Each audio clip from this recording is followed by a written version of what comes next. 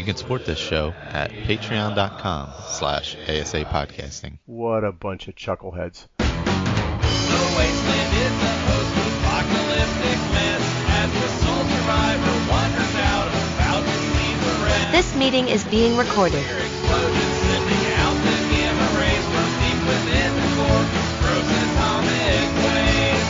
From deep within the core, frozen atomic waves. Hello and welcome to the recording of this podcast. This is the Fallout feed. I am Andrew, joined by a flock of my favorite Fallout robots. Tonight I've got Jess. Which episode was that? The 400 and what are we at? 86th, I believe. Thank you, Ray. Excellent. All right, do you want to take that from the top? Hi, everybody. Hi. Are you going to start over, Andrew? You can if you want. Patreon.com/ASA. Okay, 3, 2, 1. You can support this show at patreon.com/ASA podcasting. Fucking ka-ching! The wasteland is a post-apocalyptic mess as the sole survivor wanders out, about to leave the rest. Nuclear explosions sending out the gamma rays from deep within the core, frozen atomic waves. From deep within the core, frozen atomic waves. Hello and welcome to the 486th edition of the Fallout feed. I am Andrew, joined by a flock of my favorite Fallout folks. Tonight, I've got Jess. What's up, Jess? Nobody here but us robots. Hey, Andrew. Greets, everybody. And Ray. What's up, Ray? Howdy. Tonight on the show, we will go over our gameplay off the top as per usual, and then we will launch into lots of roundtable stuff. We've started season 16 of our roundtable project, and people are rolling fresh new characters. If you'd like to join up in the fresh action, head on over to our website, asapodcasting.com, click on the Fallout feed, and all of our character generators are right there atop the page. Select on that Fallout 76 and send us your 5-minute feedback like these kind folks did. Tonight we will hear from Lee and Will, Steve, and Sean. So thanks, guys, for sending in your feedback. If you'd like to participate, send yours right along to the Fallout feed at gmail.com. And then we will get into the quests for that said roundtable. And then we will hear from Lee again with a Fallout Terminal Velocity. And we have some iguana bits. And it looks like we have a nice full show. So welcome, everybody. Let's roll right into it. Hey, Ray, did you get a chance to play any video games this week?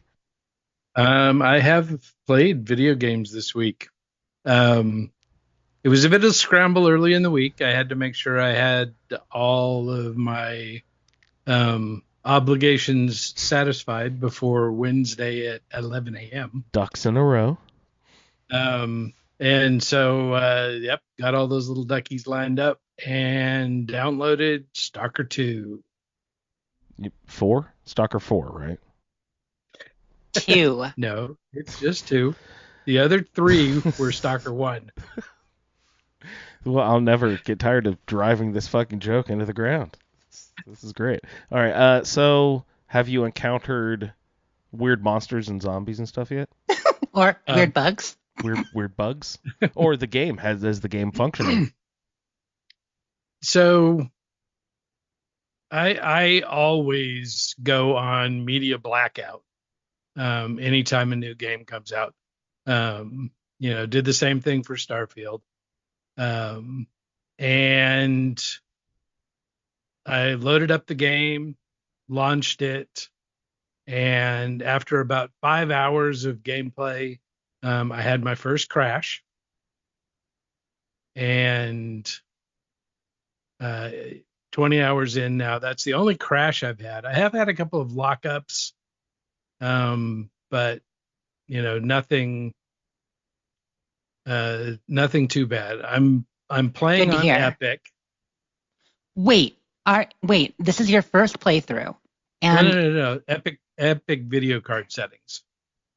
Oh, I thought Epic was like hardcore. Yeah, I thought that was like different- instant No, no. death. I die once and difficulties. start over or something. Yeah, no. This is I'm playing on Difficulty Stalker settings. mode, which is the middle hardness.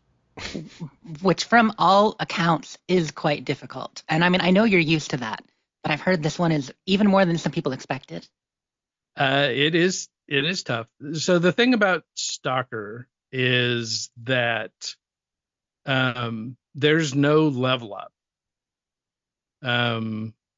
So your character doesn't level from the time you start the game until the time you end. Your gear just gets better as you find better, but or you can craft you find stuff. better and better. Is there crafting? Gear, yep.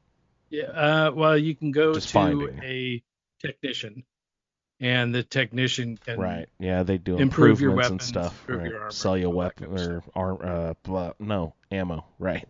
yeah. So, so it's really just all about finding all the good stuff, Hmm. and Isn't that what life is about, Ray? it Finding the good stuff, like this podcast. so Unreal 5 games can be absolutely beautiful. Absolutely. You look at with the Forza games and stuff that they do the demos on, for Unreal Engine on, these lush landscapes and everything. And it seems like a little bit of a waste to have an Unreal desolate wasteland. Well, I mean, no, you've got to see those crumbling walls and sand and high fidelity. Every grain of sand, right? Well, that's all fine and good until you have a bloodsucker in your face. Yeah. And you see every drippy tentacle and the teeth that are ripping you to shreds. I don't need that. Where the blood spatter, coming off of your body. You see chunks of yourself in the teeth of the thing that's biting you, and you're like, ew, gross. Yeah. It's just absolutely amazing. And so the cool thing is that this is essentially,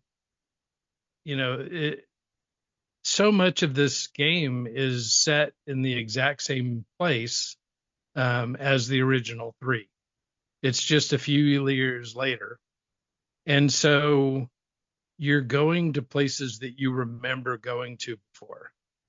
And, there's different things there now. There's different people there now. But the buildings you recognize. And it's so cool.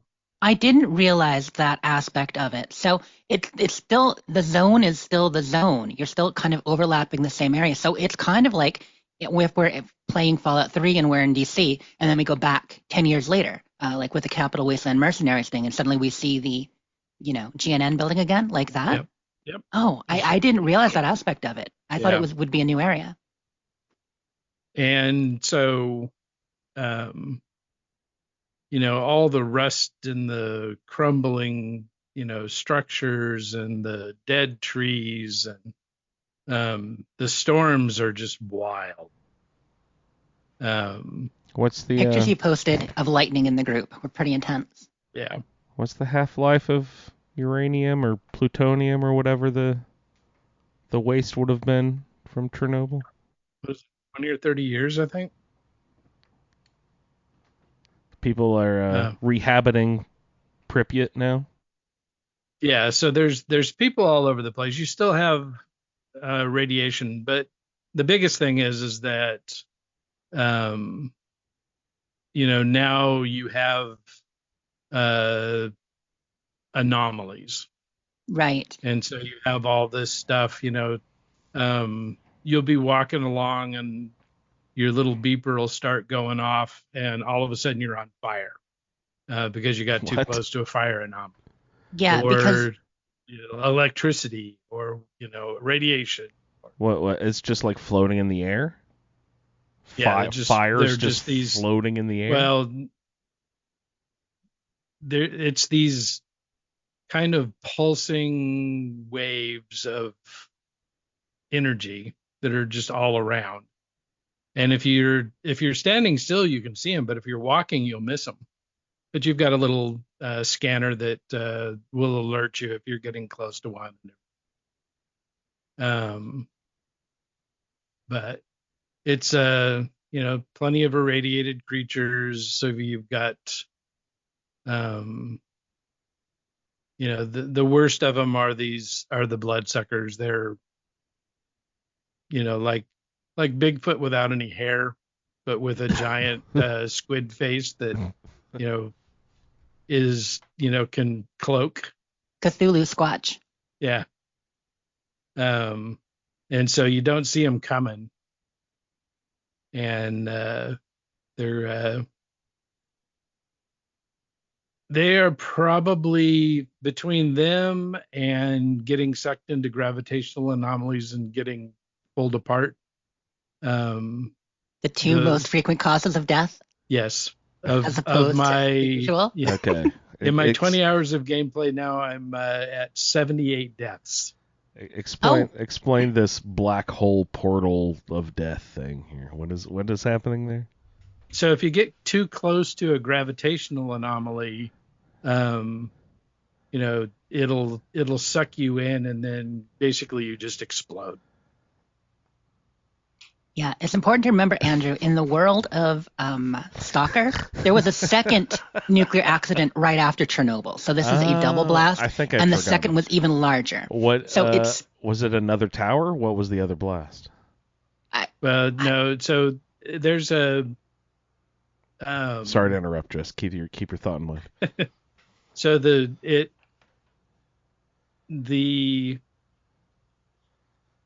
So Chernobyl has what was it called?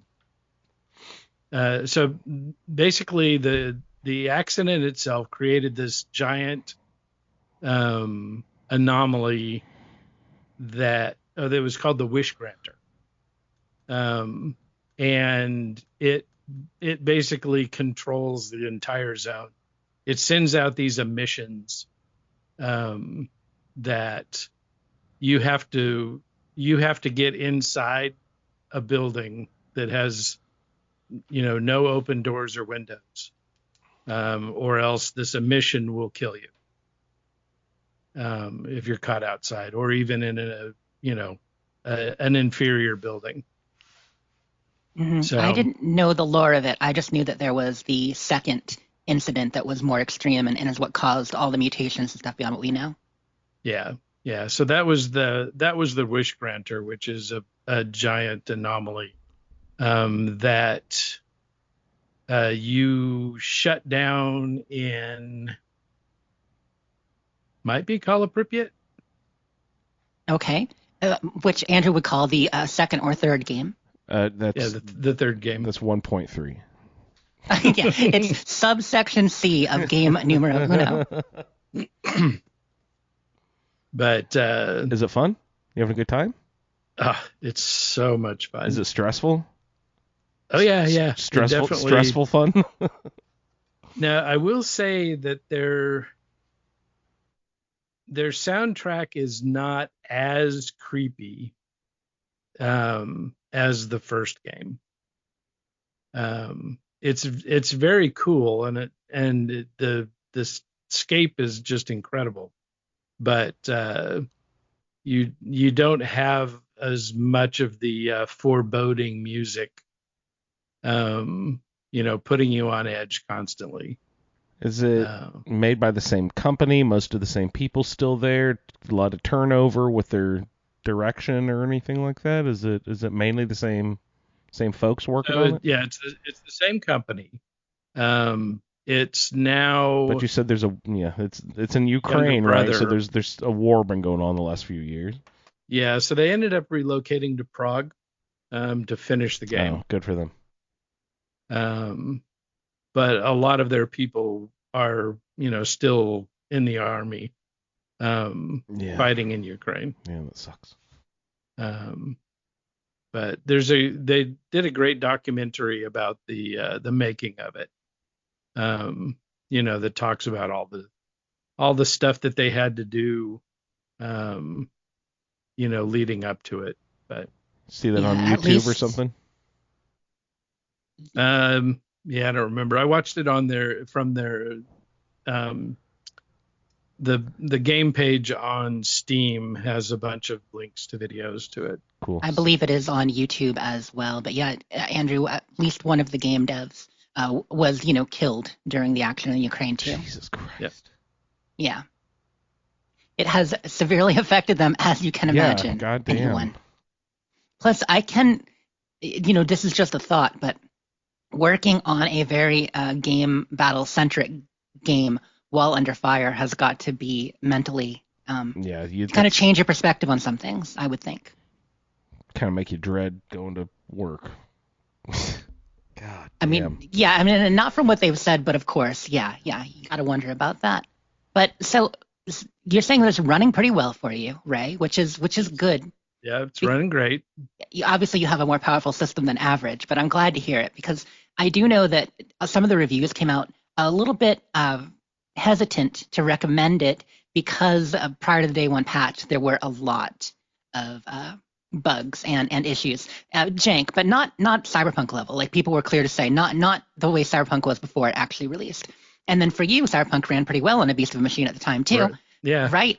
And so it makes sense this would too. But after the day one patch, most people are saying that it's fine, aside from, a little more crashing than usual and some odd things like enemies popping out of nowhere, a lot of pop-in, stuff like that. And especially on Xbox, because it is on Series X and S and PC. And even on Series X, like it does not look as good as the PC version on a high-end card. They couldn't for where it is right now.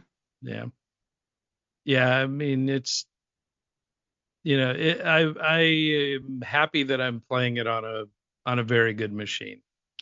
Makes the experience better. Yeah. Makes the experience better. It looks fantastic. I really don't have any, I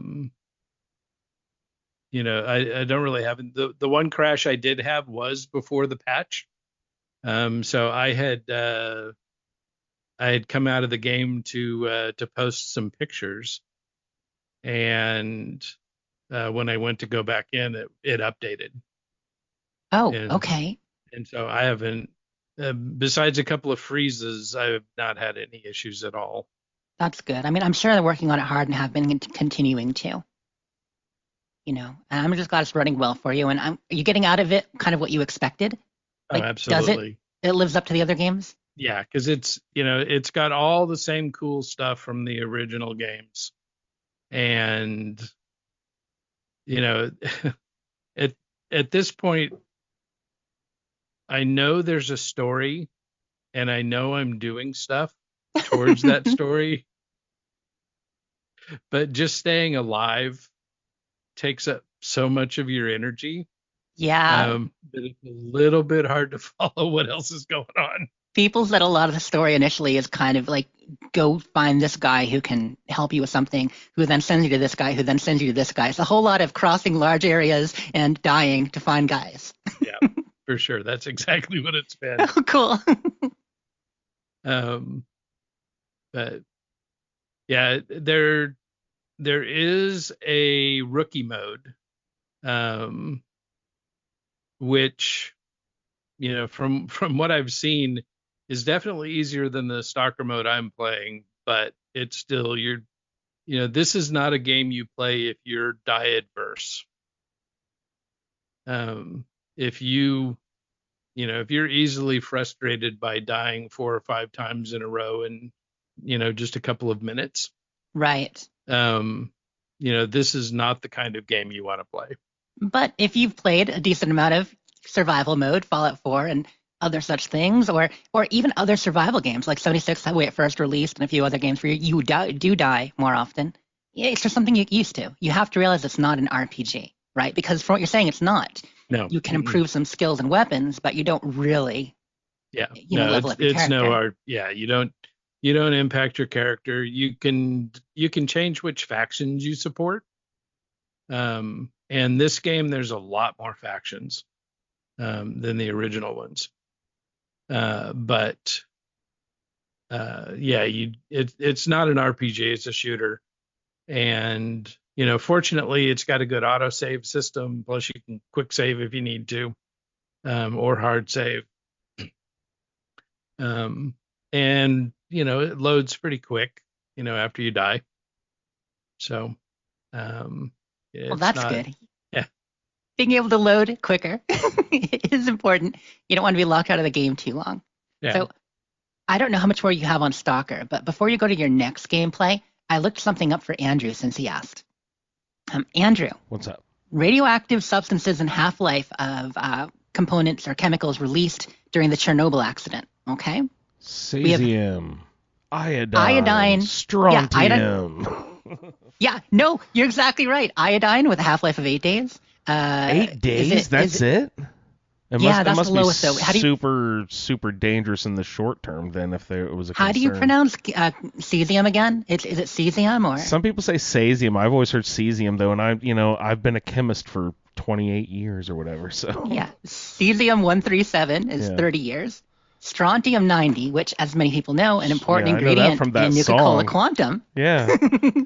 That's 29 years. 90, And ground plutonium zero. Sorry. Go ahead. 241, plutonium-241, which, interestingly, it says half-life of 14 years, and then it says decays into americium-241. Oh, interesting. That has a listed half-life of 430 years. So I'm a little confused on that. But yeah, radioactive substances, there's a lot of them. I think they all decay into lead eventually. So I wonder if something has the half-life. The longest one was like 30 years. Ray said, or you said just now. What? How long until it's like negligible radiation? Because it'll probably never be completely gone, but like because it's 30 years and half of it's gone. Another 30 years is another half. Another 30. It's like exponential, Right. So like, is that like 900 years from now that it'll be negligible, or I don't even know what's acceptable ranges of cesium. You take Chernobyl, for instance, because obviously it depends upon the extent of the disaster. I would think how much is actually released Right. and such. But Chernobyl, they said, should be anywhere from 50 years to a couple hundred years in the general area. Jesus, wow. But the reactor site itself will not become habitable for about 20,000 years, according to a 2016 report. Really? Yeah, so Jesus the actual site of the disaster, which goes to show that would be the same in the Fallout world or other things where the actual detonation happened. You're going to have areas that maintain that much higher concentration for a lot longer. Didn't only one of the towers go down? Isn't it still producing electricity? Yeah. Isn't it still running? Yep. That's amazing. They send people in there, huh? Wow. Yeah, as Lee says in chat, define negligible. Yep. How comfortable are you? Exactly. All right. Yeah, and that's really it for my gameplay because that's all I've done since Wednesday at 11 a.m. Why is 11 a.m. significant? Why is it? That's when it became available. Why wasn't it like midnight? Why? That's interesting. Was it midnight somewhere? I didn't ask them, and if they answered, I wouldn't be able to understand because it would have been in Ukrainian. There you go. And then prior to that, you were just playing maybe your 76 character a little bit. Yeah, played the 76 character, so we'll talk about that in a little bit. And so that was about it. I played a little bit with my Skyrim character because we recorded a show this week. And so that was about it. After I finished up London, I haven't touched it again. Although I did notice that it makes me very leery of water in Stalker. That kind of hung on. Yeah, you you don't, go from, 1 rad to 180 rads per second like you do in London.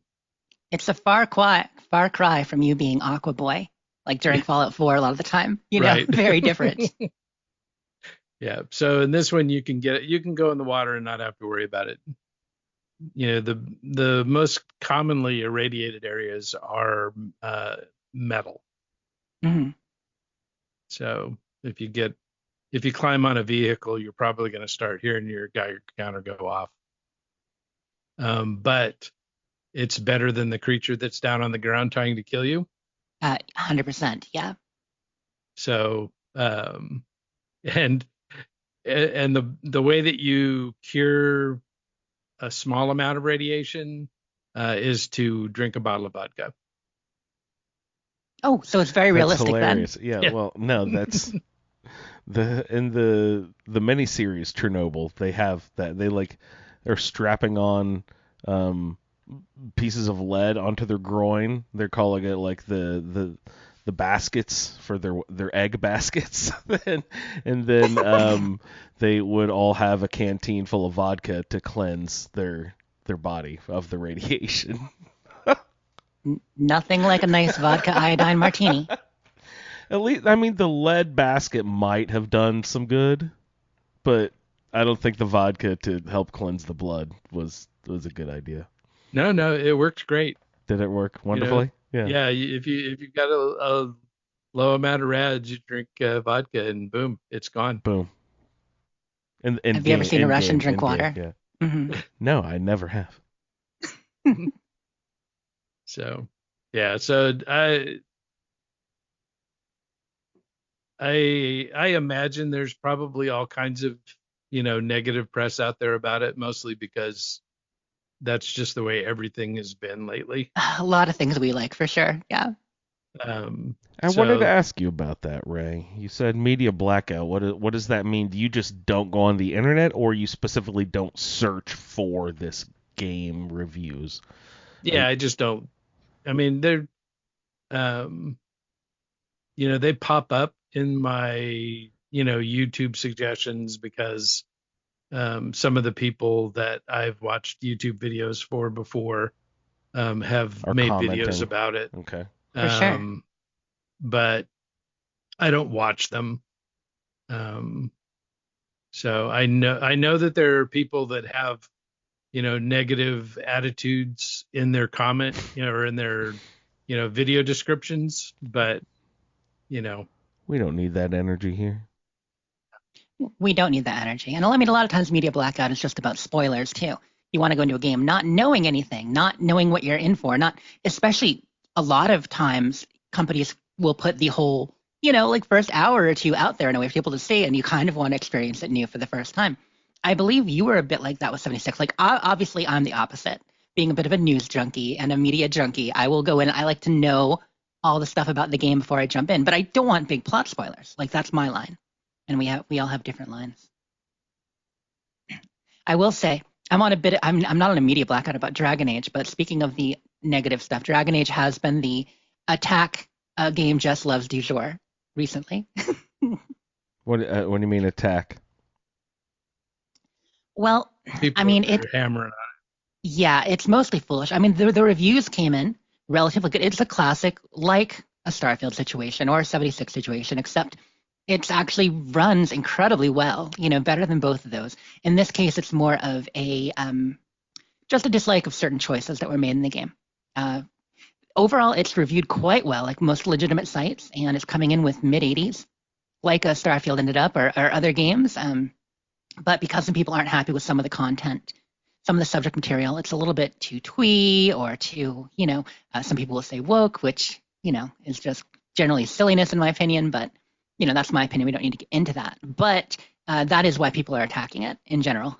They're like, the story doesn't hold up and it's gone too woke, which, to be fair, the writing in the game, and I guess we're on my gameplay now a little bit. Yeah. The writing in the game is a bit, at times, more modern than the past Dragon Age games, in that it does have a little bit, there's a lot of quippiness. You know what I mean? Some of the writing can be a little bit not as in depth or as deep character driven as you'd want. But overall, really very much enjoying it. So that's what I've mostly been playing. The last week for me has been pretty much all Dragon Age. I got in deep, and this week I really, really played. I'm about 35 to 40 hours in now. If I was maybe like 10 last week, yeah. So you guys both have new games. we do, and we're loving them. Seriously, it's a really good Dragon Age overall. It's gorgeous. It looks beautiful. The story is quite good. I mean, I like the story. Especially if you differentiate writing from story, which I'm fine with the writing, and I actually find a lot of the characters interesting and deep. But the story itself, regardless, I think most anyone could think is cool. There's a nice progression, good plot. It's a lot of fun. Exploring the areas. It's 10 years in the future from the last Dragon Age game, or really 8 years from the last DLC, 10 years from the game. So some things have changed. It's in a new setting where it's in the north of the area that we've never really gone to before. The whole Dragon Age thing, just take Tamriel and Skyrim and Oblivion and all that. Okay, where Skyrim was the northern province and you'd never really been to it before, aside from, a little bit from Morrowind as you go over Solstheim. This is in the top half of the world. So we're not talking provinces, we're talking countries that you haven't been to, you've only heard about before. But same general thing, Same map, same world, but different area. And yeah, just really enjoyable. I'm playing a rogue. I'm playing a rogue character and just delving in. I'm so bad at these role-playing game definitions of everything. Can you remind me, rogue classes? is whatever the classes are. Remind me what it's like a thief kind of. If you think of it in D&D terms, if you've got your classic, fighter, thief, magic user, cleric, that whole classic D&D thing. You'll have to tell me what a cleric is too. Changed over the years. Cleric being a priest, being a religious magic religious user. person. Okay, clerical, right. Okay. Arcane magic user being wizard, sorcerer, all that. Okay. And then you've got the religious magic user being like druid for nature or cleric and priest kind of thing. Interesting. All okay. that. But as far as Dragon Age setup, there's actually only kind of like 3 general schools where you've got your warriors, and that's going to be all your different kinds of fighters, whether it's a two-handed fighter, sword and board, kind of classic sword and shield fighter, that sort of thing, and all the different permutations there. Then you've got mages, which tends to be all forms of magic fall under that, but they may have different sources of power, different types of magic that they use. Some focus on healing, some focus on attack and various elements, and all your usual things there. And then you have rogues, which are kind of like thief is too narrow. It is the thing, because thief, obviously someone who steals things, whereas a rogue is more, you might have a scout in there, anybody kind of like nimble, Thief, a ranger, scouts, assassins, rangers, all those guys. Exactly, right? Okay. like your classic Strider, Lord of the Rings kind of thing. He would be classified as a rogue. Okay, now I get you. Mm-hmm. You just kind of make a Lord of the Rings reference, and I'm there. There you go, get you on board. Yeah, so if the halfling was a thief, but Strider was a rogue ranger, they were both in the rogue class, as it were. Whereas you get like Boromir in there, he's got the armor and the bigger sword. Okay, right, that's a fighter, warrior. Yeah, absolutely. There you go. But so she's a rogue, a two-handed wielding duelist type. I don't have a whole lot to talk about, for the feed, the exciting gameplay, but just saying I'm enjoying it. It's very in-depth, good characters, nice scenario. It's more linear for the first 10 hours or so than previous games. So once it opens up, and I'll probably be playing it for the next 3-4 weeks at least till I'm done. Nice. Yeah. Besides that, I got into 76, of course, with my Roundtable character, because I had just started them last week, only done a little bit. So this week, I played with them a bit on Saturday, went around, and so got together with some of my friends for Gato stuff, loaded it on my character so I get some more XP there. Done a few alien events, took him to a couple of alien events, get that group XP, the good plans. You popped in a bit, Andrew.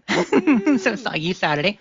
Happened to level up your character. Well, here where you got, because you were only last show you were at level 12 or 13. 30, something in that ballpark.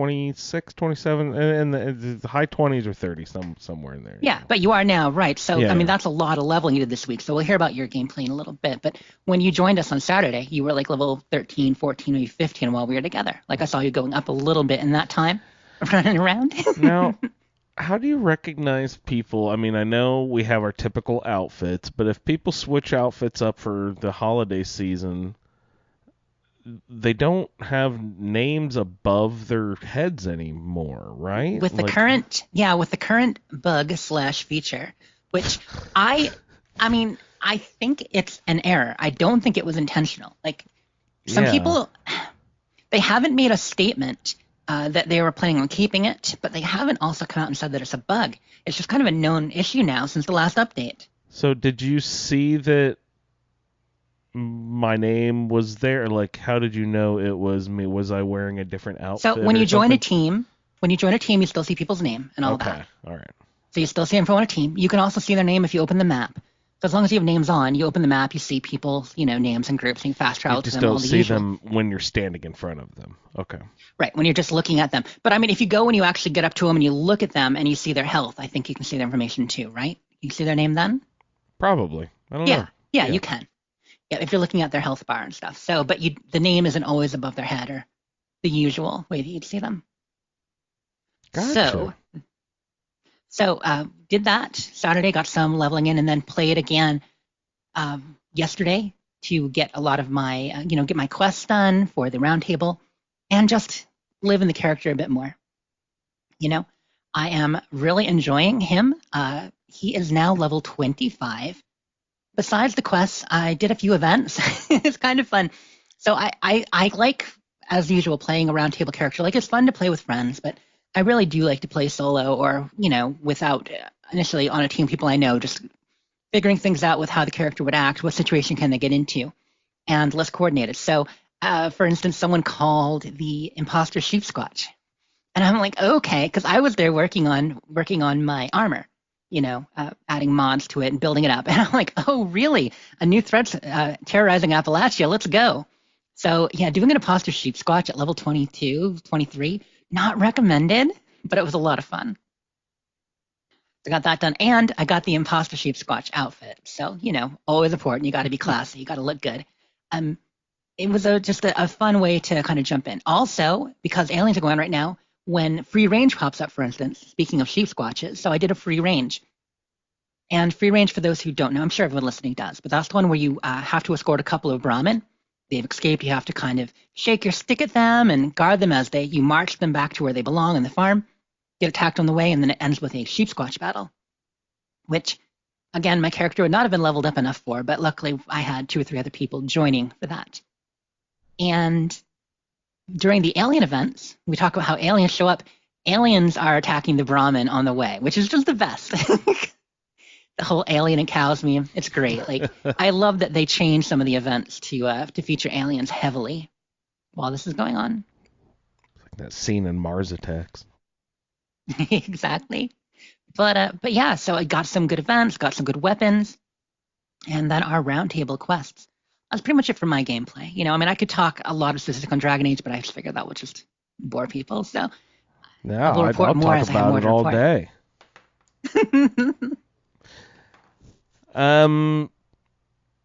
Gameplay for me was, just logging into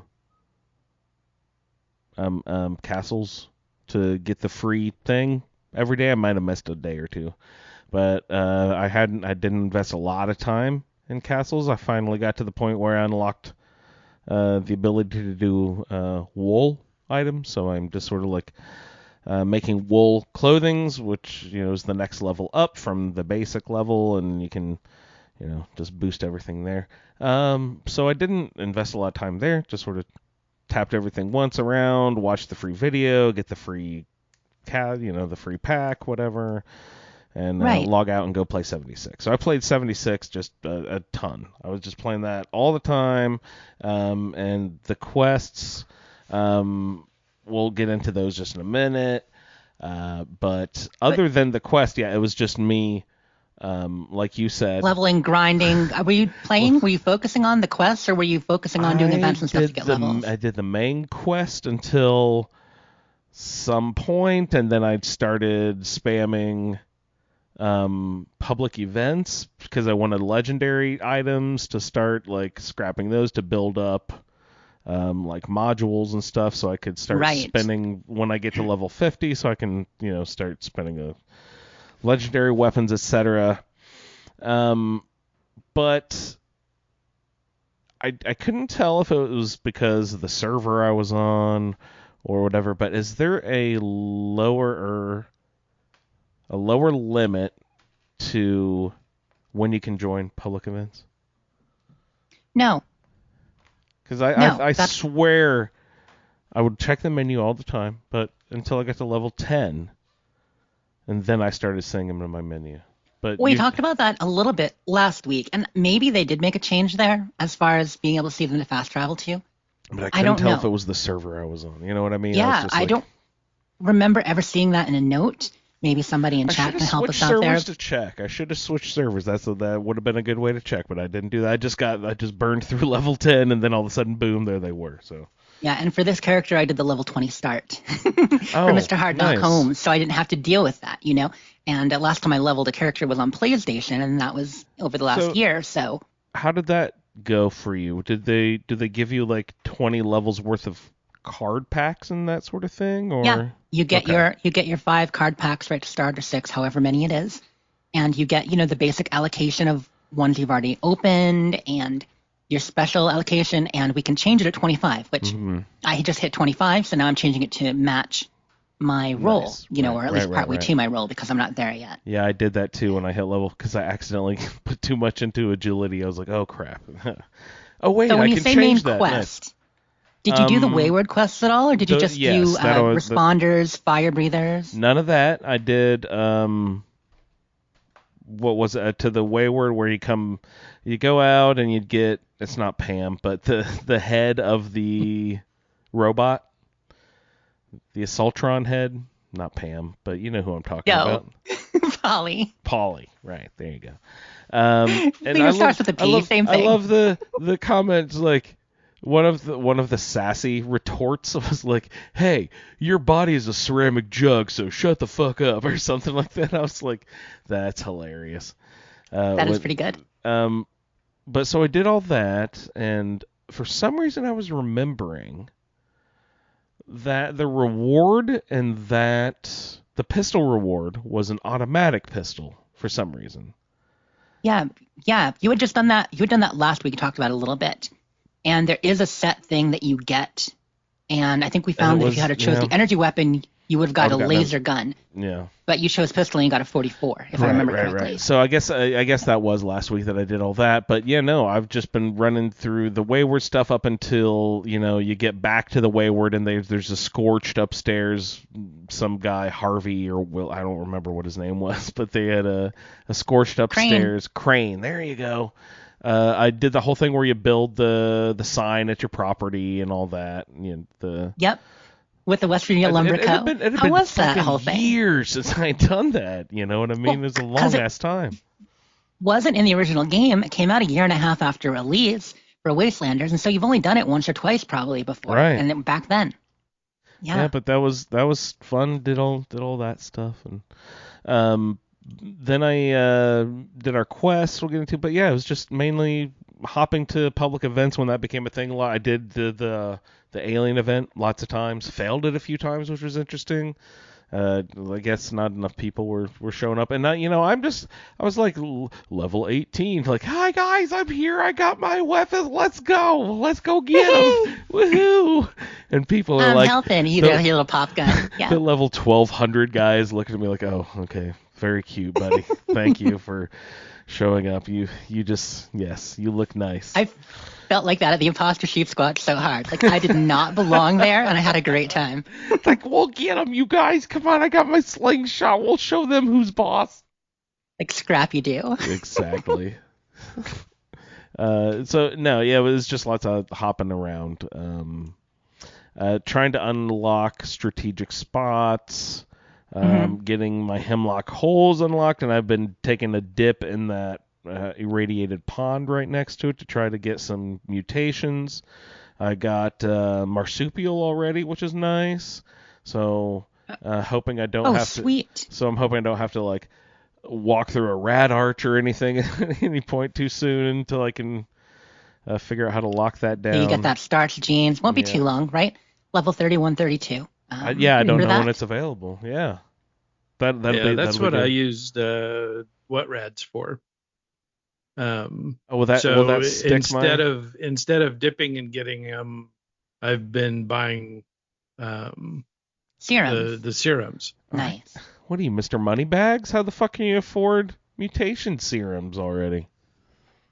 Because a lot of people sell price them really cheap. Yeah, $275, $375. It's not that bad.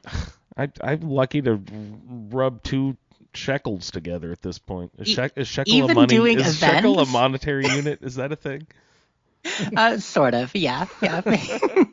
We'll stick with caps though. But yeah, I'm surprised you don't have more. You should be swimming in stim packs, purified water, and caps with all the events you've been doing. Although, if you're fast traveling like TC, I will say that is one thing about. One reason why I'm not playing with friends as much on a roundtable character, I like to level slow because I enjoy the challenge of doing the assigned quests at a lower level, and I like to have to walk places and not have them unlocked. So, for instance, if I can just jump everywhere and unlock strategic locations with fast travel, it's not the same experience. So you are correct. I have a few of those. I have the White Spring unlocked that I did when I was playing with the group, and now I have the Ash Heap unlocked with the Imposter Sheep Squatch location. But beyond that, most of the map is still locked for me, and so I'm still exploring. I even played on private server a little bit because when you play on private, you can't cheat. There's no camps to fast travel to. Yep. there's no teammates. You actually have to hoof it, and you realize how big this map is in comparison to Fallout 4. It is exactly. gigantic. That's just kind of enjoying that experience. And don't get me wrong, I love the social experience too. Played a little bit, like I said, I did a few events, but it is fun to just relish in the being low level again for a bit. Did you find a camp with your resource? Is that how you dictated where you built your established? So I'm supposed to have camp? aluminum in the Toxic Valley, if I remember correctly. And no, I haven't gotten into Toxic Valley yet, besides just the outskirts of Grafton. Mm-hmm. Barely made it up there so far. Yeah, I am also in the Toxic Valley. I had Ray. I didn't get a resource, but I had Ray roll me one. I got concrete, so that there was only, I think, 1, maybe 2 concrete nodes in all of the Toxic Valley. So that was actually really cool because the concrete spot is right at the end of a little bridge that is, sort of fallen down, but there's like a few buildings there, and so I didn't even build anything. I've just built stuff in the pre-existing town that's there. It's like, this is pretty That's a great way to this do is it. fucking awesome. Yeah, I was using the Overseer's Camp in Flatwoods at first. Then I moved on to using White Spring for my crafting and kind of base of operations. Mm-hmm. And now Fort Atlas is my base of operations, and so it probably will be for most of this quest light chain until I get to the point where I am in the Toxic Valley and build a camp, which I will probably do around the 2 weeks from now when we go up to the crater area. I probably should know this because we just played the quest. Do they give us a bunk? It's this communal bunkhouse. Okay. I don't think you have an assigned bunk. No. But there's a place to sleep. There's crafting and scrapping inside and out. Russell Dorsey really set the place up with all of our stuff he confiscated. I've been sleeping in that tent right out front where you meet the first guy. The recruitment agent tent. Yeah, Russell's tent. Exactly. Exactly. If you look on the table there, too, he's got a note. And I know this is hitting the quest a little bit, but he's got a note talking about how, hey, this place is all set up. I stepped away for a bit. If you're reading this, wait for a little bit. Brotherhood will be here, and I'll see you soon. Yeah, I enjoy that. That's cool. Oh, and by the way, the Alien Blaster does not have an automatic receiver. I was like hopping and picking up the Alien Blaster in that safe and scrapping them over and over and over and over again. I was like 50 Alien Blasters deep, and I was like, why have I not gotten the Alien Automatic magazine? Why have I not gotten that attachment yet?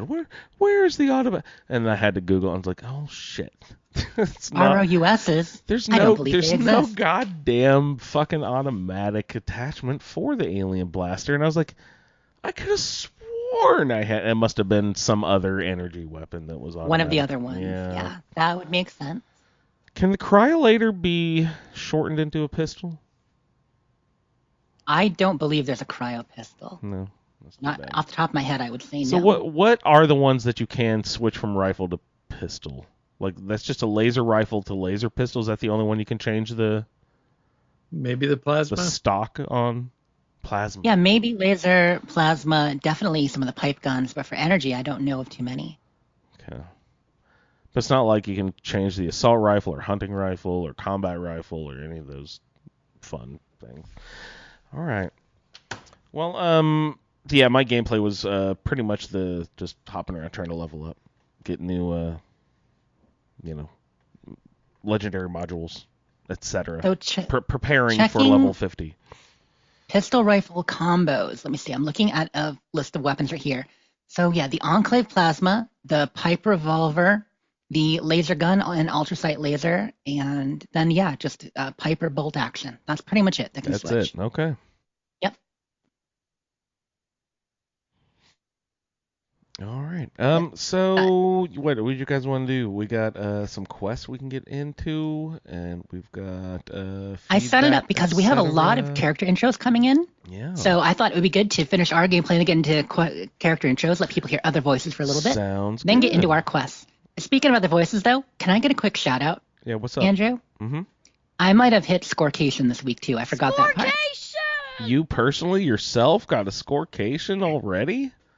I am on scorecation, which is good because only 11 burned days. through it, man. I did pretty good. I did pretty well. I'm like rank 101 or 102, which is funny. Bob's like, I hit whatever he hit, like 139 or 149 to get everything he wanted. I got everything I wanted at 102. There are 2 items on the bonus sheet I don't have yet. The Raider cabin and something else that I thought was kind of dumb. But I got everything I wanted, so I'm happy. Scorecation. That's amazing. Scorecation! Good job, Jess. All right. So I think that's a good idea. We should roll into a little bit of feedback. We have not heard feedback in a little while. We make feedback. And coming up first, we have our good buddy.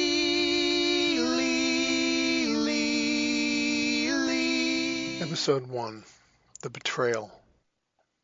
We were misled, all of us. We trained for our parts in the rebuilding of America. We always worked in teams that would mesh together to make communities after Reclamation Day. And when the great day came, Vault-Tec didn't release us all at once, or even a team at a time, but individually spread over many months. Emerging into the world, we learned the awful truth. Everyone released before us had long since scattered. Each of us had our specialization, and most were woefully unprepared to survive in the wasteland. Mary Jo was born in Vault 76, and her specialty was in weapons and squad tactics. Because the military never changes, an early training accident fated her with the nickname Toe Cutter. Soon after leaving the Vault, she decided that she liked the nickname better than her given name, as it gave her some anonymity and separated her from the lies she'd been told all her life. Fortunately, her combat training had included some survival skills, and she considered herself lucky because of it. Oddly enough, the Vault dwellers soon learned that the people we met, who had survived the apocalypse, were not from this area, but had traveled here from places that were worse in search of the rumor of a treasure here in Appalachia. Appalachia, where despite surviving the war, the remaining populace were wiped out by a plague which left only the automation, the horribly disfigured wildlife, plants, and not quite people that had somehow survived. A couple weeks after leaving the Vault, Toe Cutter came across a seemingly friendly camp and was invited to have a drink. She accepted. Wow! It bemused and beguiled her. She stumbled around for a while, but somehow enjoyed this new blue and white world that was spinning around her. When she woke up, she was near the North Mountain Lookout with no idea how she got there. There seemed to be no one there. She climbed the fire tower, listening for signs of life. As she approached the top of the tower, she could hear one of the Foundation folk talking to herself and decided to go up and introduce herself. The tower was littered with Halloween decorations, and a note identified this as Firewatch Tower Number 5. Surveying the area, she didn't find any places that she could recognize, but there were a few places that showed potential. She headed east toward a massive red rocket sign. On the road leading up to it, she met some soldiers who said that they were initiates of a group calling themselves the Brotherhood of Steel. They weren't part of the Vault 76 crew, but at least they understood the life of a soldier. Maybe that was close enough for now. She decided to head for a place they called Fort Atlas. Since she was so close to the red rocket, she checked it out and only found disapproving robots, including an Assaultron with a god-awful fast laser cycle time. Fortunately, there was plenty of cover, and the A was in the open. Thinking of the other vault dwellers, she thought of it as a public service to eliminate the threat. Time to head south. Next stop was an old ski lodge full of those big green uglies. Well armed and tough, but no tactics to speak of. After the encounter with the greenskins, Toe felt weird. Her muscles were knotted, and that made it harder to hold her sniper rifle steady and harder to hit what she was aiming at. She had contracted some kind of mutation due to the open radiation storage barrels near the greenskins, and thank goodness Radaway quickly cured the condition. Heading toward Fort Atlas, she came upon some weird men with bubble helmets. What the hell? They couldn't just be mutations. They had to be aliens. This world was really effed up now. What was left here that aliens would be interested in? Well, at least at the Monongah Overlook, she could handle seeing a bear. An oversized, irradiated black bear, but a bear nonetheless. What was now normal was previously inconceivable. Finally, she made it to Fort Atlas and met one Russell Dorsey, an enthusiastic recruit and semi-official greeter for the Motherhood of Steel. For the Brotherhood of Steel. He The said Brotherhood motherhood? professes to want to rebuild the world, much as the That's stated great. goals of Vault-Tec. But given what Vault-Tec did to the residents of Vault 76, it remains to be seen what the Brotherhood's motivations and methods are. Entering the building, Toe walked in on Knight Shen being dressed down by Paladin Romani, as he was resisting helping civilians when the base is not yet secure. The Paladin even said, "You do what I tell you to do. I'm your superior officer." So far, so good, she thought. Enforcement of humanitarian goals. Talking to Knight Shen, she confirmed that interfacing with civilians was not his specialty. He went on to say she could help the Brotherhood and show that she's serious about joining by finding out what the civilians want and report back to him. The civilians, their issues, and Chen's responses follow. Sean Hockman, scavenger, wants restitution. Doesn't like Knight Shen and had some Brotherhood soldiers show up and requisition supplies from his camp at gunpoint. They had power armor and said they were Brotherhood.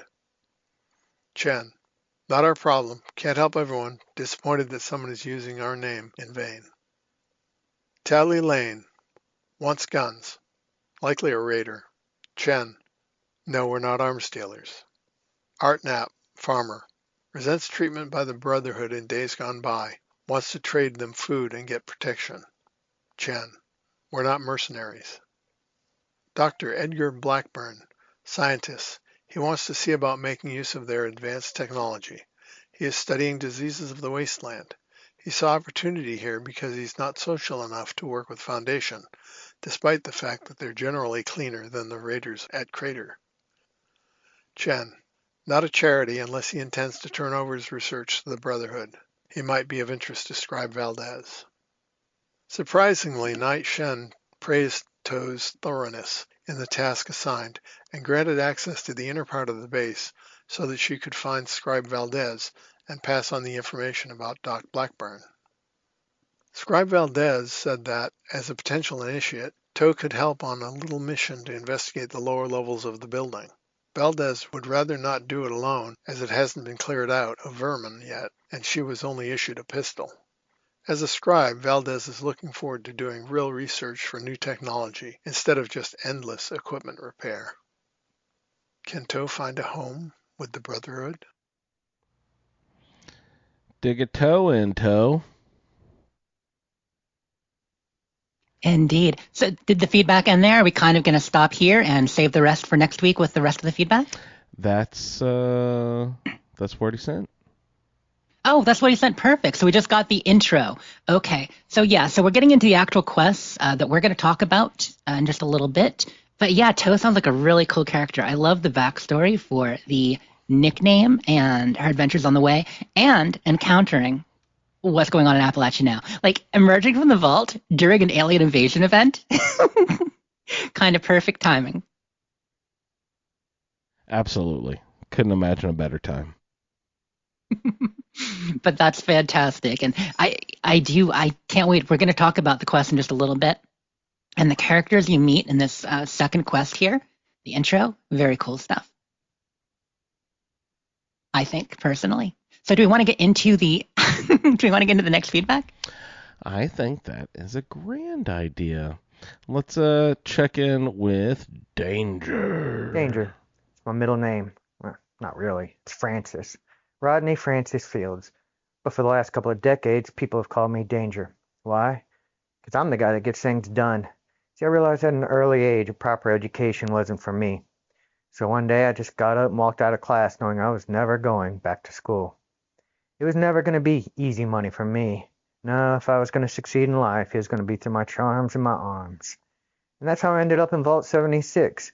I was sent to meet Wally Sparks, a security officer here that owed my boss, Little Nicky, a lot of money on some bad bets.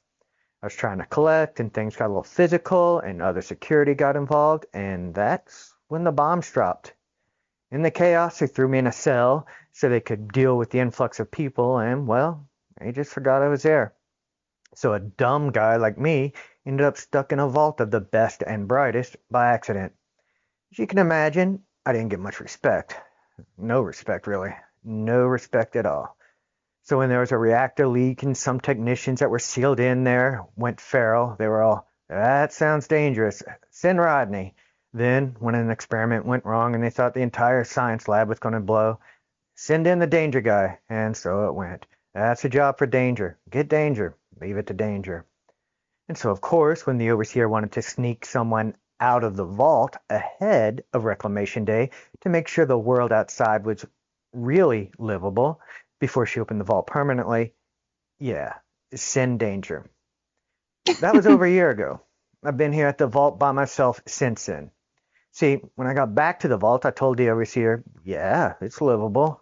There were a bunch of hostile creatures and other just natural-born killers out there, but there had already been people living out there just fine, so yeah, it was livable. I didn't think any of the ladybugs that lived in this vault would last long, but that wasn't what I was asked to find out. But I had seen what was out there. I may not be that smart, but I know how to survive, and to me, the best chances of that seemed right here in Vault 76. The ventilation system was supposed to shut down the day after Reclamation Day, but when I asked the Overseer if it even mattered if Appalachia was livable since we were going to be forced out anyways, she let slip that there was a failsafe in place specifically for her. As long as the Overseer was in the vault, the shutdown couldn't proceed. Well, after I told the Overseer we could go above ground, she ended up sneaking out of the vault before the official opening as well. So as the dwellers checked out one by one, there was no record of her leaving. Vault sensors detected one remaining life form, and she never officially checked out, and I was never officially here to begin with. Unless she came back by midnight, the computers would think I was the Overseer, which, in a way, I guess I am now. But it's time to go. I'm still good on supplies. The isolation has become weary, and the robots treat every day as Reclamation Day. The Groundhog's Day effect has become maddening. So I'm going to go out and probably hole up in some caddy shack on the White Springs golf course before I make permanent camp somewhere, because I expect the vault will seal properly and finally once I exit and shut down. So no coming back this time. But it's been a year. Let's see what changed. All right, so that's my little backstory for Danger there. Probably not going to stick with this little first-person narrative the rest of the way. I just thought it would be fun to do a little Rodney Dangerfield kind of story. See how many movies I could fit in. I think I got 8, so not bad. Oh, good. Yeah, there are a lot of them. I was going to talk about how I thought the role was going to affect some of my playthrough coming up for this roundtable, but it's a little long here. Maybe I'll try to squeeze that in at some other time. I will say the one thing that's probably really going to take me out of my comfort zone is I was assigned the card Modern Renegade. This is the only sort of weapon or play style card that seems to affect my character. And this implies pistols and no VATs. So, yeah, no VATs. That's going to be rough for me. I don't know how it's going to work. And I don't really ever do pistols. But we'll see how it goes. Anyways, see you all in the wasteland. So the what was that? The Renegade? What'd he say? Yeah, Modern Renegade. Modern Renegade. What is pistols and no VATs is what he's saying. Well, it's a hip fire accuracy. Mm-hmm. Right.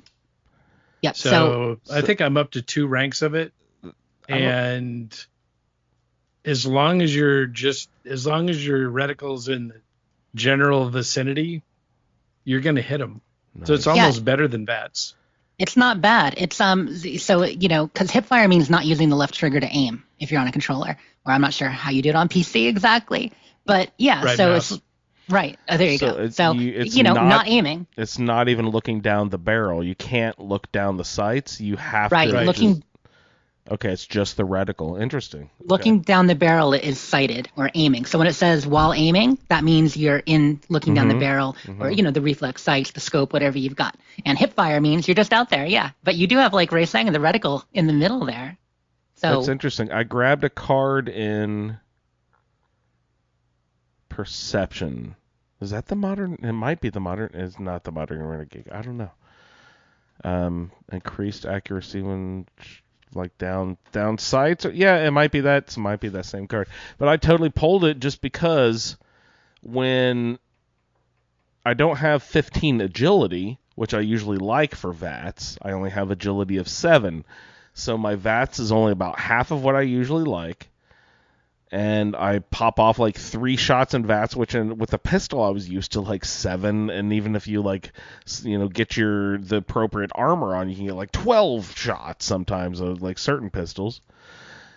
But once I deplete that VATs now that I only have an agility of 7, then I go to the hip fire accurate, they fall back on that. Just because you have that card doesn't mean you can't use VATs. It just means that you have to accentuate that in your gameplay. So don't feel bad about using VATs with that character. And like Ray and I were saying, hipfire, it means not aiming necessarily, not no VATs. But it's a fun challenge to give himself if he wants. Hey, VATs is not aiming, right?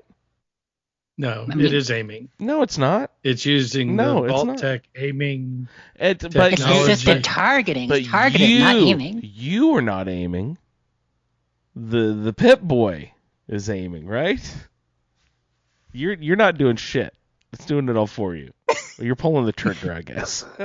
Semantics. You've got to select the zone that you want to hit. Oh, if you have that card, right?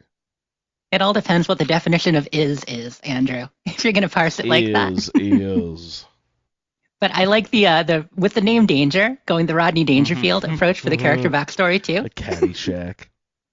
What is the Caddyshack? Is that where you purchase? Or is like, do they just store crap there? That's where the caddies have their. That's where they stack caddies. Their smocks. They're all on shelves. They just store caddies horizontally like kayaks on the. Yeah. I mean, I imagine the actual Caddyshack is the place where caddies hang out when they're not, when they're not caddying. They're not allowed in the clubhouse, that's for damn sure. I mean, not with the fancy people. Oh, how dare. How dare. Yeah, the Little Nicky reference, because Rodney Dangerfield was, the devil in Little Nicky? Was he really? Mentioned, he mentioned Wally Sparks. Little Nicky is an... Is it underappreciated? I mean, I'm not going to say a great movie, but I think it's a gem. I think it's a gem. Very nice. Well, thank you, Will. Did you guys have any other comments on Danger there? I'm looking forward to hearing your feedback all season long, Will.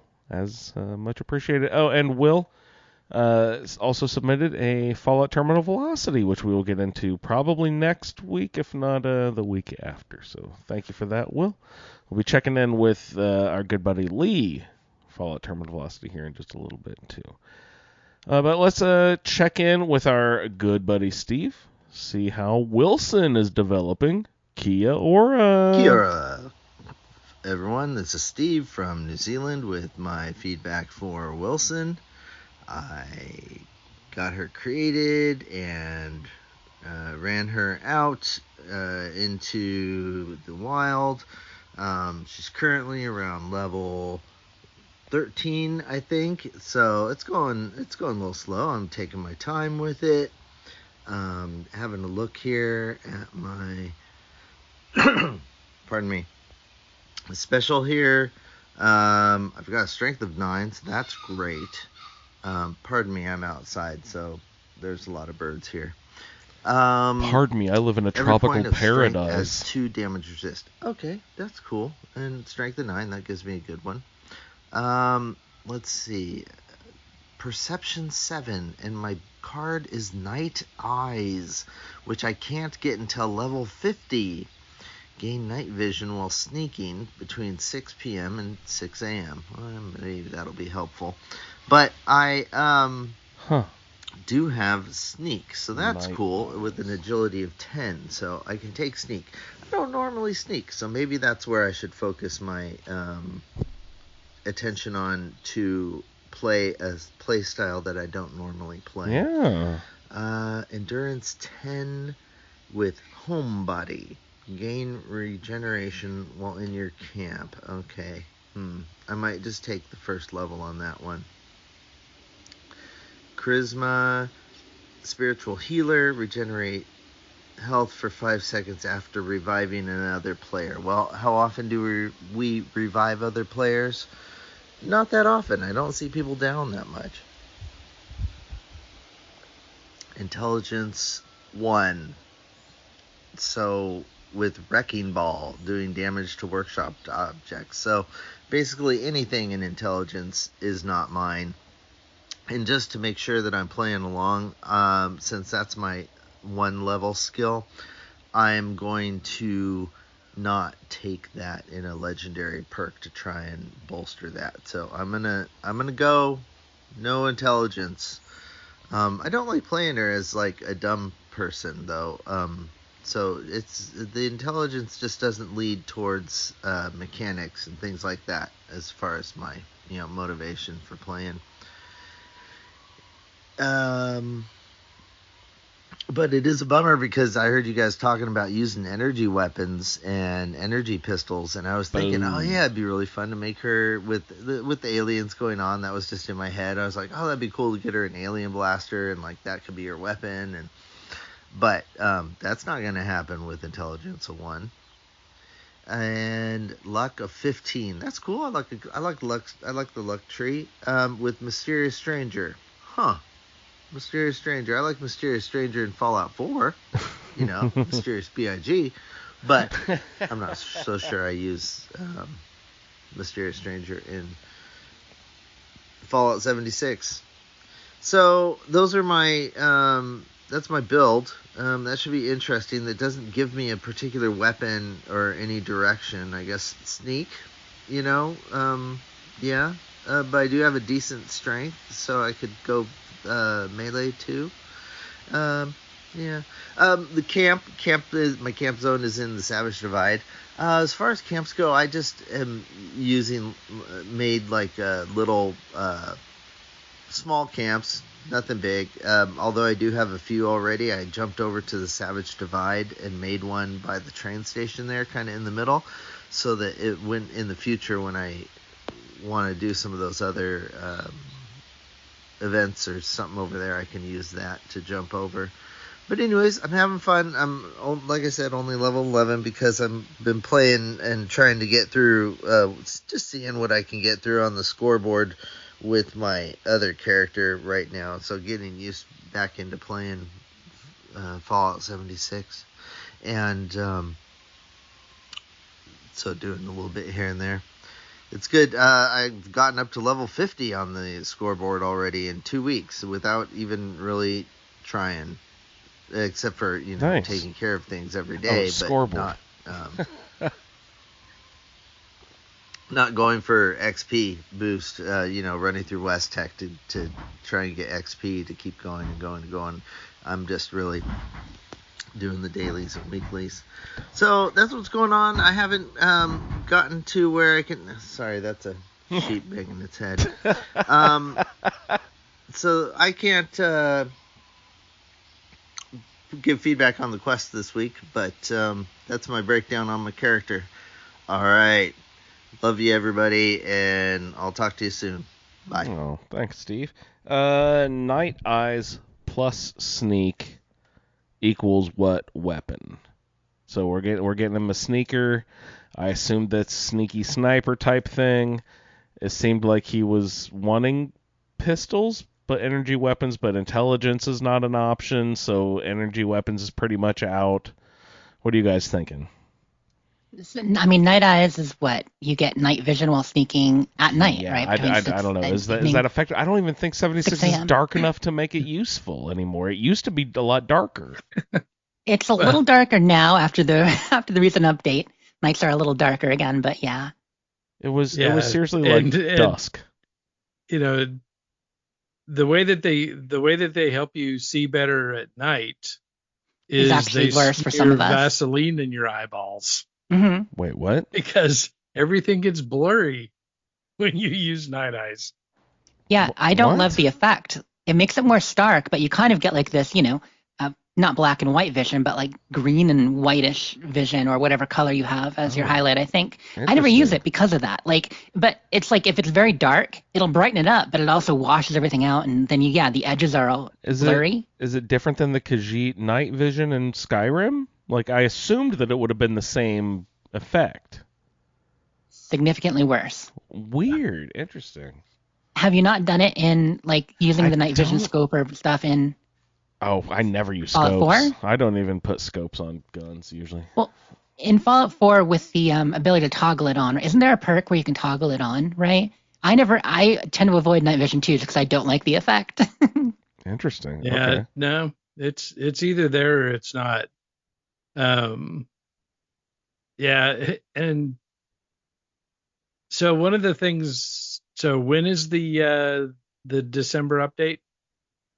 December 3rd. We are going to be in a new season in 11 days or 10 very shortly. So that's going to significantly alter all Everybody's of the build. cards.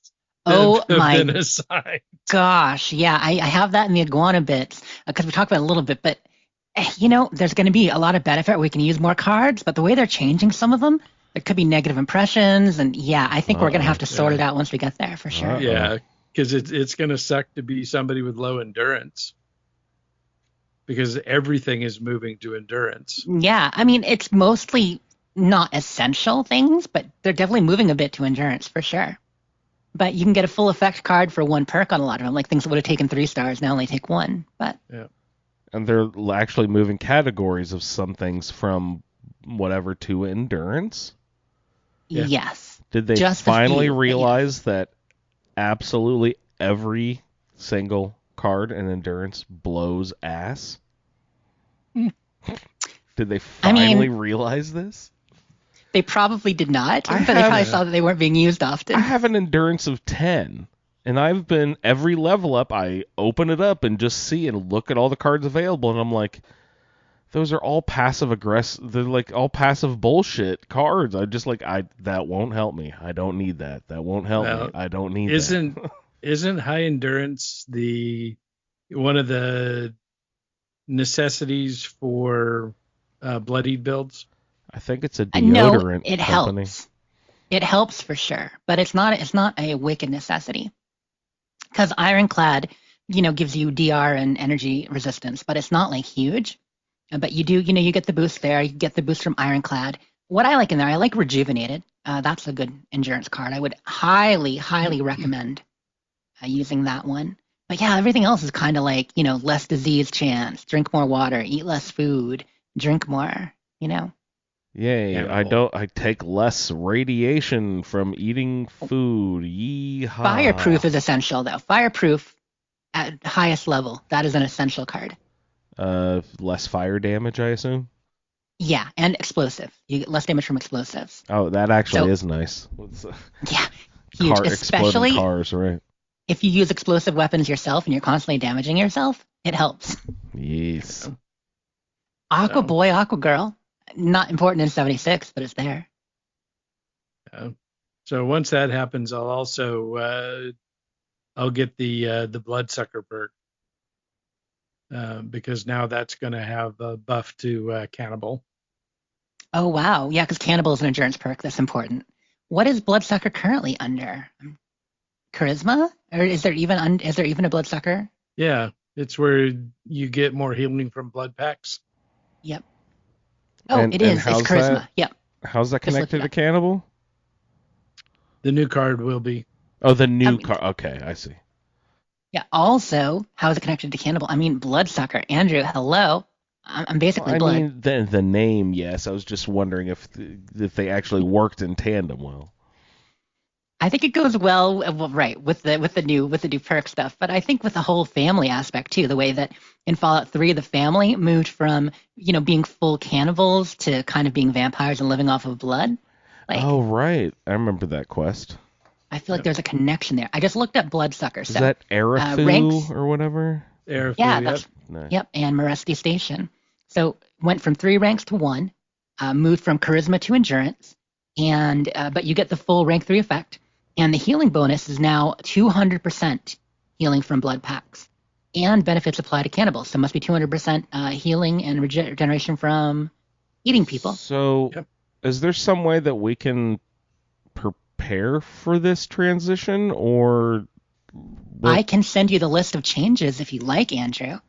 I don't know. I just like, do we need to do anything? You know what I mean? Like, Yeah, I mean, we already have a rule in place in the Roundtable to deal with this kind of thing, and that is have fun. Get Right. over yourself and have fun. Yeah.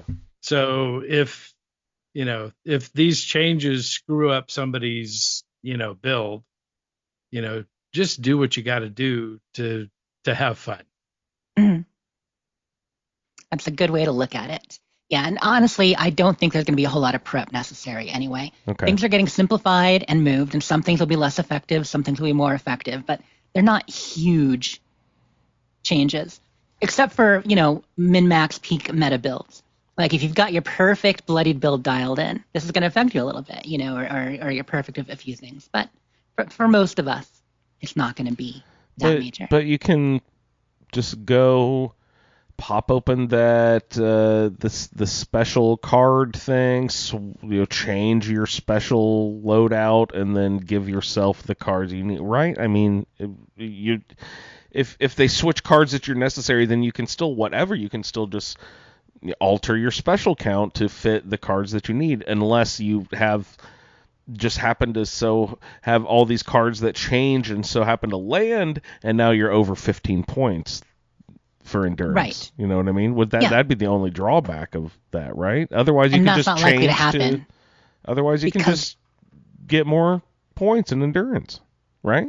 The vast majority of cards are reduced rank. So if it took 3 endurance before, now it's only going to take 1. And that the too. majority of So these are going down. This will probably be better for most people, I'm assuming, right?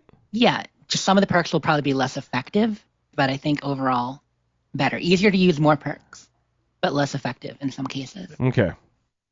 We do have one more character introduction, do we not? Yeah, we're making Sean wait. Jess was doing that on purpose. I'm sorry, Sean. She told me twist arms, make him twist in the wind, like the way we're all done with the feedback. But hey, Sean, thank you so much for sending in feedback. This is, I believe, the first time, so thank you so much for hopping in the project. Reclamation Day. I have been waiting for this day for 25 years. Since I first entered 76 as a Vault-Tec plant, I had worked diligently to keep the overseer and the rest of the population on the right course and adhering to the tenets set down by our corporation. Not an easy task, I tell you. The overseer was none too bright, and the rest of the dwellers? What a bunch of chuckleheads. I was able to use my superior intellect and engineering skills to keep the place running, and as a former elite commando to keep the place secure and squash any uprising that may have occurred. I always kept to myself, otherwise I am not a people person. I am certain everyone either hated me or was afraid of me, and I preferred it that way. Now that everyone is gone, I can begin phase 2 of my assignment.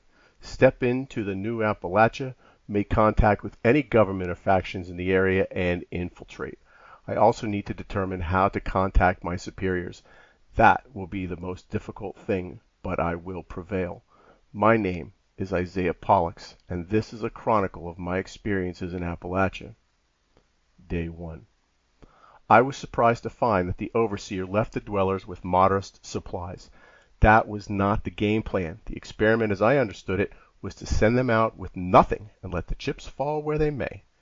We will discuss that when I find her. Until then, I am getting out of here and seeing what is left of West Virginia. On my way out, I ran into Pennington, debated whether or not to leave him there or scrap him for parts. I am sure the screws and the other scrap will come in handy, pun intended. After a short chat about what has been happening in the area, he gave me a holotape left by the overseer. I cannot wait to hear what she has to say. That is when I noticed 2 dim-looking scabs at the lower end of the stairs. Approaching them, they regaled me with a story about treasure and that a grifter told them that it was inside 76. They had given away the last of their caps for that information. Yeah, no treasure here, but I went along with the story to see what else I could learn. Then they pointed me towards a tavern called the Wayward, so I will head there next. I could use a drink. Side note, apparently Nuka-Cola bottle caps are the new currency. So much for the gold coins I keep in my pack for bartering, but maybe I can find a use for those later. Making my way down the hill, I ran into some people that looked like they had had a rough go of it. Irritated, irradiated, and feral, I dispatched them quickly with my combat knife. Saving ammo for the pistol seems like a good idea. With any luck, I will find a more superior weapon in time. This pea shooter is not going to cut it. A few more clicks down the road, and I ran into some more people. This time, though, their skin was black, charred, and covered in green lesions. A virus, perhaps? They seemed as though they were quite mad and armed. Better to keep my distance, so I used the pistol this time. What the fuck is going on out here? Making a camp in a small wood lean-to for the night. Sleeping with one eye open for sure for more of those creepy weirdos. Day 2.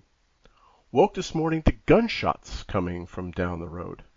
Packed up quickly and made my way towards the ruckus, keeping out of sight. A fellow in a suit was making quick work of some of the irradiated zombies I had encountered yesterday. Once they were no longer a threat, he turned and looked in my direction. I immediately reached for my sidearm, but he assured me that he meant me no harm. I approached cautiously, and he seemed normal enough. He proceeded to tell me he had been patrolling the area for a long while and that the West Virginia wasteland could be unforgiving. Nothing I could not handle, I told him. He chuckled, then offered me some food and a few meds. He asked if I would not mind helping him with something in return. He said he needed to go to Atlantic City and take care of some business, and if I wanted to tag along. I loved AC back before the war. I wonder what it's like now. We headed first to the White Spring, and then hopped onto a very well-maintained vertibird and headed out. How in the hell was the resort so clean? And a vertibird? I feel like I'm missing something here. I will have to find out that stuff later for myself.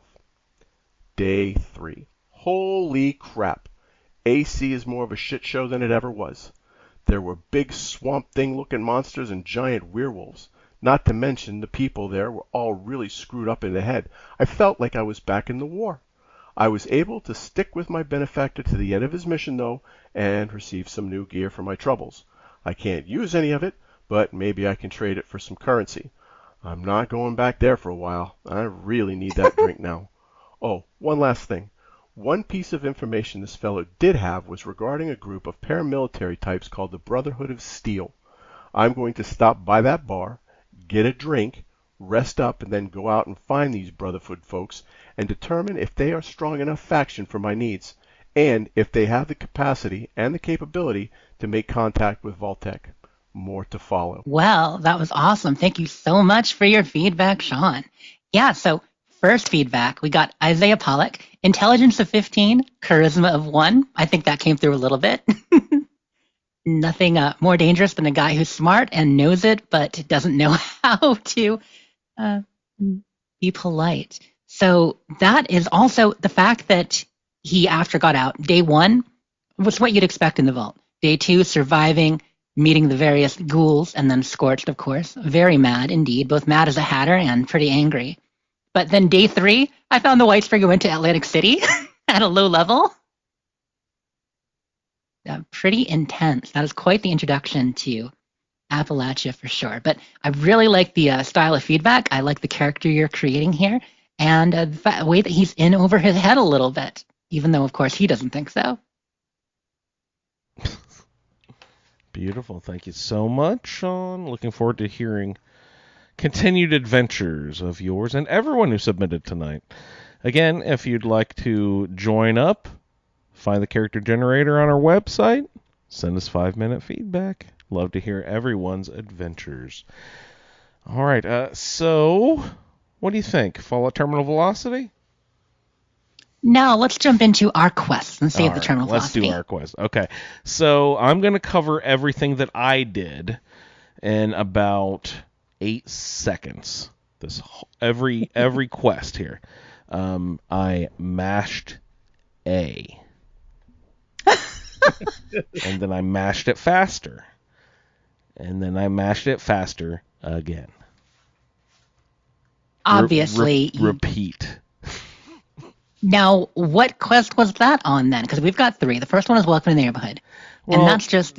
That one was with the people, and then there was one where you smashed A on objects around, and then there's another one you smashed A on different, Yeah, I was not meeting everyone. I was not getting their names. I was not being nice and being a good soldier. I was just like, come on, hurry up, let's go, bust through this, fuck you, Brotherhood of Steel. My general attitude toward the Brotherhood of Steel. So, I should slow down, give them a better chance, and everything, but just they ooze fucking bullshit as soon as you walk into that place, man. Okay, so let's get into these quests, because you did not just press A. There's no way you can get through any of these just pressing A, but there was a lot of A. Mash A. There was a lot of A. So the first quest is Welcome to the Neighborhood, which a couple people have alluded to during their intros, and I know you all have, where you just have to basically turn on your Pip-Boy, listen to the Brotherhood broadcast. It's Paladin Romani talking. Paladin Romani, saying, attention people of Appalachia. Paladin Romani from the Brotherhood of Steel, going into that whole, Maxim style thing. Well, we, what is Maxim's speech again? I just blanked on it. We mean you no harm. What is the word he actually says? Take me to your leader. I'm like going into the Borg speech of like your technical and biological uniqueness we will add to our own. Yeah, I'm all wrong. Anyway. She's broadcasting distinctiveness. And she's saying, we've returned. Our mission is to help you lead a better, safer life, free from dangers left behind in the wake of the Great War. If you require aid or you wish to join us on our mission, find us at Fort Atlas. Yeah, basically, yeah, people in chat are saying basically stay out of our way, don't interfere. Yeah, that's what it is. People of the Commonwealth, do not interfere. We're the Brotherhood of Steel. There we go. It wasn't coming to me. They're not saying don't worry. They're saying just stay the fuck out of our way. Basically, yeah. They're saying their mission is peaceful, but do not interfere. It doesn't have to be peaceful if you want to step. So Romani is a little bit better than that on the broadcast. But basically, she's saying if you need aid or you wish to join us in our mission, find us at Fort Atlas. And a new dawn is here for Appalachia. So again, Brotherhood, as you might have said, bringing on a little bit of their BS, but encouraging people to come meet up and that they're here to help. So really all you have to do for that quest to finish it is get you to Fort Atlas, which I assume we all did. We did indeed. Sure did. Excellent.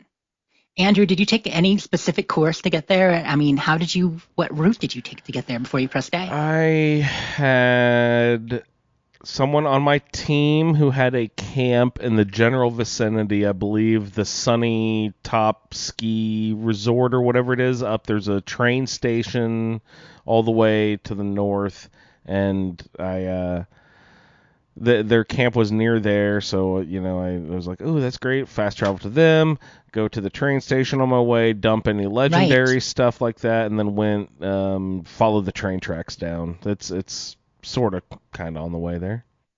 Yeah, no, that's a good way to go. So getting up near Sunny Top and then going down that way. Sunny Top, right? Which is one of your closest. Sunnyvale Trailer Park. How about you, Ray? How did you get to the observatory? So I was doing Rose Quests, Mm-hmm. and so I was on my way up to Sunny Top and the Palace of the Winding Path. And so on the way, I passed by Fort Atlas. So you got it at that point for fast travel. Yep. And then, kept, the quest completed as I walked past. And completed or started, I don't remember which. All I know probably is it popped completed, up. yeah. Because when you're in the area, I mean, you'll get it when you hit the right level. You'll get the pop to listen to the radio. And I think then it was level 24 at that point. you don't technically have to listen to radio. Like, that's part of the stage. But if you just find Fort Atlas, it'll complete. Yeah. I think Lee in chat is saying he did the same thing. So yeah, it just kind of auto-completes. Yeah. So that's a pretty simple one. And that's why when we were talking about what quest we wanted to do to start this week, I'm like, do we want to do 3 or 4? Because these 3 are, as Andrew's saying, pretty simple. But there's a bit to them. So that's the first quest. That is Welcome to the Neighborhood. The next quest is Forging Trust. So when you get there, you have to talk to Russell Dorsey is the first thing. It says speak to Russell Dorsey. Now, for those who are newer players or maybe weren't here before the Brotherhood arrived in Appalachia, Russell Dorsey was our original contact here. So he was not part of the Brotherhood. He was a Brotherhood hopeful. The kind of lore story here in Appalachia is that he heard the Brotherhood signal, the Brotherhood broadcast. He heard that they were coming based on radio chatter and communication from various things, and he wanted to set up Fort Atlas to greet them. So he asked the entire Fallout 76 community, basically, in meta story, there was a big challenge for the whole community over the course of weeks to donate materials. So we had to donate, concrete. We had to donate steel. We had to donate probably, I don't think we had copper, but maybe copper. Concrete's the one that I get complaining about the most. So when you hear me complaining about, give me 250 concrete, that's because that's what the Brotherhood was literally doing, or Russell Dorsey on their behalf. So this entire compound at Atlas, this entire Fort Atlas here with all, the walls and everything going up there, that's us. We own that. The Brotherhood didn't set it up. Russell Dorsey did with stuff we contributed. So, don't listen to them. This is our bay. We should kick them out and take it over. Exactly. Like, hello. The amount of concrete alone I donated, I'm still mad about it. But, so that's Russell Dorsey. So you get in there and you meet him. And at this point, the Brotherhood has obviously arrived. They've set up. So if you talk to him and go through his conversation tree and listen to what he has to say, you learn that, he did interrupt this, is why he showed up, is why he set things up. And now that they're here, they were actually very impressed by his initiative, and they took that initiative to make him an initiate, which he thinks is very funny, which good on you, Russell Dorsey. I appreciate your humor. And he'll just tell you a little bit about the Brotherhood, and then if you ask him about joining, he's like, well, you got to talk to one of the leaders. And so he, points you into the observatory. This is also a tent where Ray is apparently living a little bit. I've spent the night there a couple of times. Okay, spent the night there. That works. And yeah, so there's a little bit of lore in the area. And some of that is left over from when we were first building the location, and other stuff is new. So going in, from there, he basically directs you to go inside. So from there, you beeline right to the door, which, you joked around about not talking to everyone, Andrew. I mean, I didn't really either. Yeah, I mean, and the people outside, you've got some initiates, you've got some hopefuls, and they have stuff to say about the Brotherhood, but it's all the lines you'd expect. Why they joined, what they hope to do, whether helping Appalachia or making a difference, or I need something to focus on. So you're not missing much. So you go in through the door, and the first guy you run into, I believe, is it Art or no, Sean Hockman. You see Sean there, and he looks pretty upset, and he's kind of complaining about the Brotherhood. And then you see Shin and Romani talking. They're right out front of this door, and Romani's telling Shin to, deal with the stuff out here, do his job. They talk for a bit, and she goes inside. So the quest updates to speak to Night Shin. And so from there you go, you talk to Shin, and he says, he's Shin. Okay, there's a lot of jokes in the community that Shin is kind of a jerk, but really he's not that bad. He's just all business. He's occasionally rude, but at least at this point, he's more all business. As long as you're kind of short with him and you don't ask him too many questions, he's fine with you. And so he tells you to. He gives you a job. He's like, if you want to be an initiate, you showed up at the right time. Because normally I'd make you wait a bit, okay, because he's a jerk. But right now we've got work to do, so I want you to help me with this. So he says there are some civilian petitioners here. People have shown up to talk to the Brotherhood and ask something from us. Find out why they're here, what they want, evaluate it, and report back to me so that I can then make some decisions and send it up the chain. And so you have to go around and talk to people. Did I miss anything so far, guys? Just the part where you kick him in the shins as you're walking by. It's fair. Yeah, and I don't know that it would be a fair characterization to say that he's occasionally abrasive. Yeah, he's always abrasive. I say generally abrasive is a more accurate assessment. He is.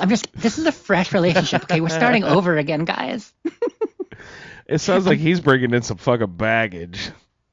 I'm dropping past opinions. I'm dropping past encounters. And I'm like, he was okay. But it's hard not to carry old biases into new relationships, Mm-hmm.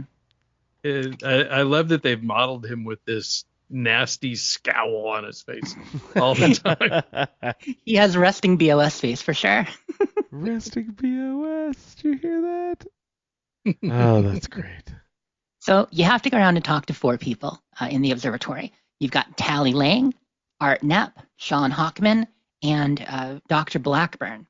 Now, this was kind of cool to go back to because some of these characters, they actually kind of show up later in a way. So if you speak to Art Knapp first, Art Knapp is just a farmer, and he's basically saying, hey, I've heard that the Brotherhood, needs stuff. I need protection. I'm here to make a fair trade. I have crops. I have extra crops. Rather than being at a point where, sometimes raiders steal from me, or you might feel a need to requisition, let's kind of get ahead of business, and I'm here to make a trade. If you're willing to help protect my farm, on occasion dealing with threats as they come up, I'm willing to give you crops and help feed your people. So that's Art's kind of whole thing.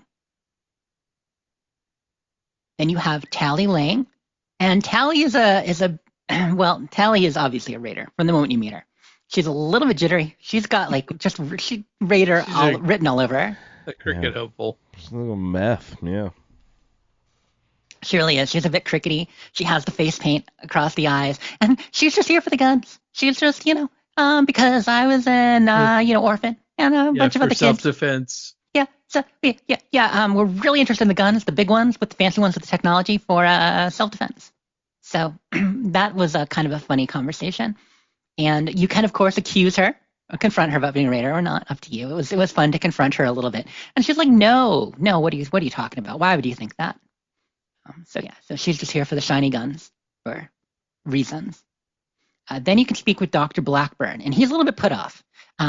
He is, actually, he reminds me a bit of Isaiah, to be honest. A lot of intelligence, low charisma. But when you talk to Dr. Blackburn, he's glad to finally speak to someone because he's a little bit impatient. People aren't seeing him. And he explains that he is a researcher, pretty well connected, does advanced research in the area, And he's heard a lot about the Brotherhood with their advanced technology, and so he wanted to come see what they had to offer, and maybe arrange some trade, see what what resources they might have that he could use in exchange for some of his expertise and help. But he says when you talk to him, he realizes that obviously it's a bit chaotic here. They have greater need of getting set up and finalized than he initially has for working with them.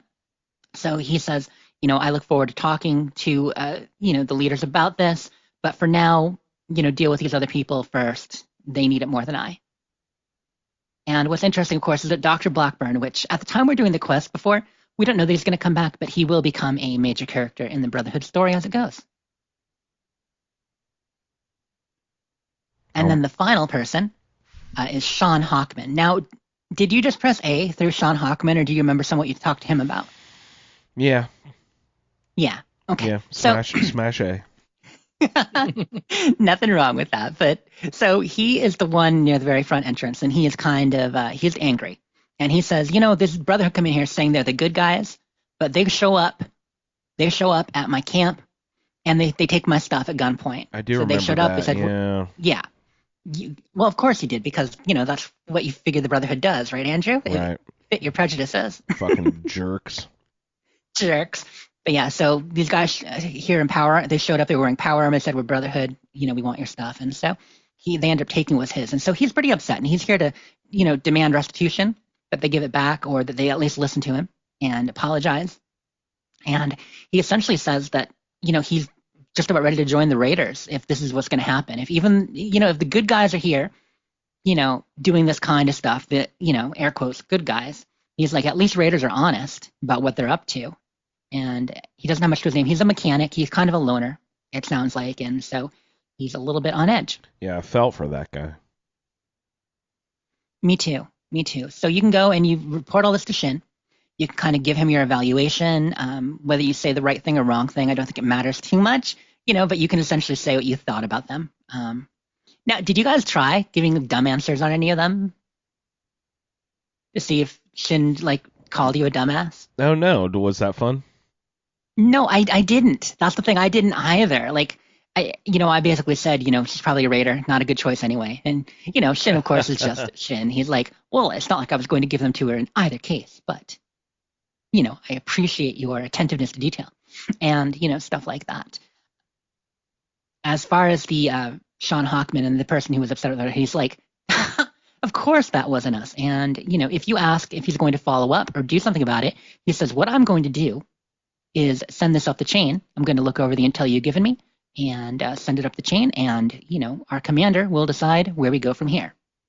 So he's not, it's not inaction, but he is basically sending it up the chain. But if you do a decent job, he commends you, and he says that he will send a provisional recommendation, that you could be useful and proven yourself in this circumstance, and so you'll get led into the base proper to talk to Valdez.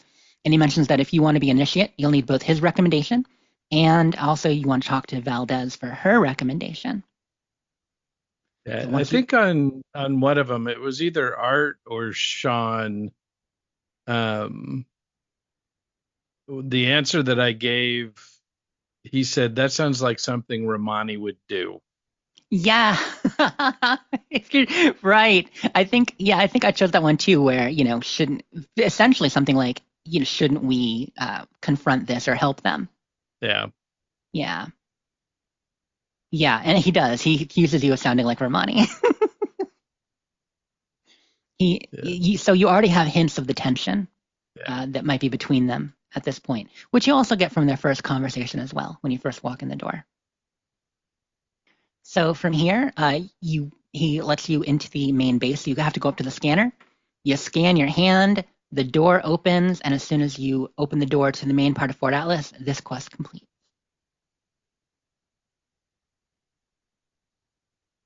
Welcome. That's Forging Trust. And so the next quest is the one that I said you couldn't just press A through. Like these first two, you definitely could. But the third quest we had was Mother of Invention. So this one's a bit more involved. This is where you meet Appalachia's darling, Scribe Valdez. So when you walk in, she's up on the ledge, up on the left. She is pretty sassy cute, huh? I mean, it's funny because now she's just part of the game. But when she first came in the game with the expansion, a lot of people had a crush on her. No They're like, way. Scribe That's Valdez. funny. She's smart. She's funny. She's cuter than your average Appalachian. Yeah. I mean, yeah, I don't know. Duchess too. There are plenty of cuties out there in the wasteland. But yeah, Scribe Valdez was Appalachia's sweetheart. So you talk to her, and she will ask you why you're there, and you start this whole quest with her. So you let her know that you're interested in joining the Brotherhood, and she confirms what Shin had said about needing recommendations. And she said, "You're here at a great time because I actually have something we want to do."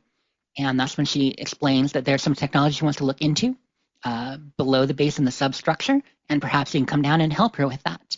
And if you go through and you say, "Well, shouldn't you maybe use someone who's already an initiate or something like that?"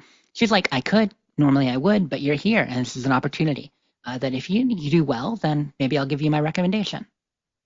So she says she'll wrap stuff up here, and she'll meet you in the substructure. So that, of course, lets you, because characters don't necessarily follow you as much in this game and such, you talk to her here, then you go down the substructure, and she'll follow you and meet you down there. Yep. Do you guys have anything else you want to say about this part of the base or anything so far? Yeah, she waits on the stairs, so you can go in and clean up all the critters that are running around in there before she comes down, just to make it a little less hectic. Oh, really? Yeah. So when I went in through the door into the substructure, she came in pretty quickly after. But maybe I took too long. Like if I had to run ahead, she would have taken more time and waited on the stairs before coming all the way in to fight. Well, yeah, I think as long as you get through the door before she gets to, the spot where she would pause and wait for you to catch up. Right. Then you can go through there, and she'll still be waiting for you to get to the landing. Okay. Well, that works. So when you first go in, there's bloat flies and stingwings you have to take care of. So you take care of them real quick. If she's down there, she'll help you. If not, she'll probably stay on the stairs until you're done. Then after you finish the bloat flies and stingwings, does she come down and meet you at that point, Ray? Or do you have to go back You up have to go her? back up to her. Okay. And so you do that, and she lets you know, here's what we kind of have to look at. And we want to collect documents. So the first step you have there after killing the critters is collecting documents about the technology. So she follows you for that, right, Ray? Or the way you did it, did she stay up there for that too? No, she came down, but she just kind of stood in the middle of the room. Oh, nice. While I ran around and picked up the documents. I mean, it was one of those things where she was making you do the work. She's like, okay, here's what you're doing, and do this, field operative. But with me, she actually followed. So I went to the first documentation, and then I'm picking up to read. I pressed the read button, and then boom, I got a little like her gun / hand sticking in the middle of my screen, so I could almost onto the note. She was like right up on me, and then same on the other. So she was following me around location to location, but maybe because I was going slower, gave her time to catch up and actually read everything. I don't know. Did you guys read all the documentation? That might be the difference too. Yeah, absolutely.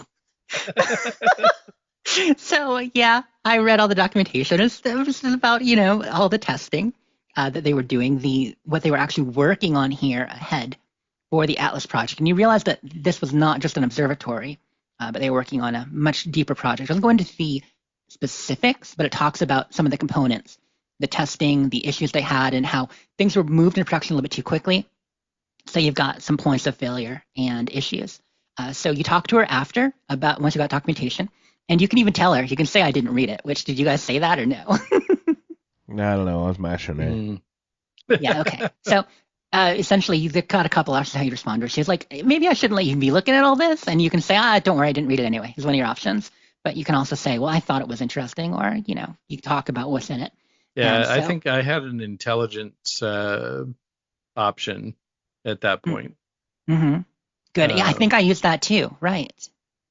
I don't remember when this was, but I remember having a negative check, which I don't remember have have seeing that. Your before. skills weren't high enough. So the negative check, it was orange, I believe. Is that what you mean? That you had an orange one near the bottom or something? No, there was some check. Maybe it wasn't on this quest, but I had to have a strength under 4 in order to pass a check. I was like, what, under 4? Oh, it's usually you beat someone up to get them over this, but I was like, oh, that's interesting. That stood out to me, but I forget that was not this quest, I guess, then. Yeah, they occasionally have a few of those. I don't remember one on this quest, Yeah. but they do have ones like that where if you've got a low intelligence, it becomes a low intelligence answer, under 4. If you have a low strength, you can be like, yeah, I can't do that. We need another way. Right. That's funny. But so after you do that, she talks to you a little bit about it. And she says, okay, well, here's what we need to do. We need to run a diagnostics check on everything. So you have to essentially check all the systems mentioned in the notes. And at this point, you have to test the release valve, which is mentioned, examine some wiring, and run the diagnostics check on the PC.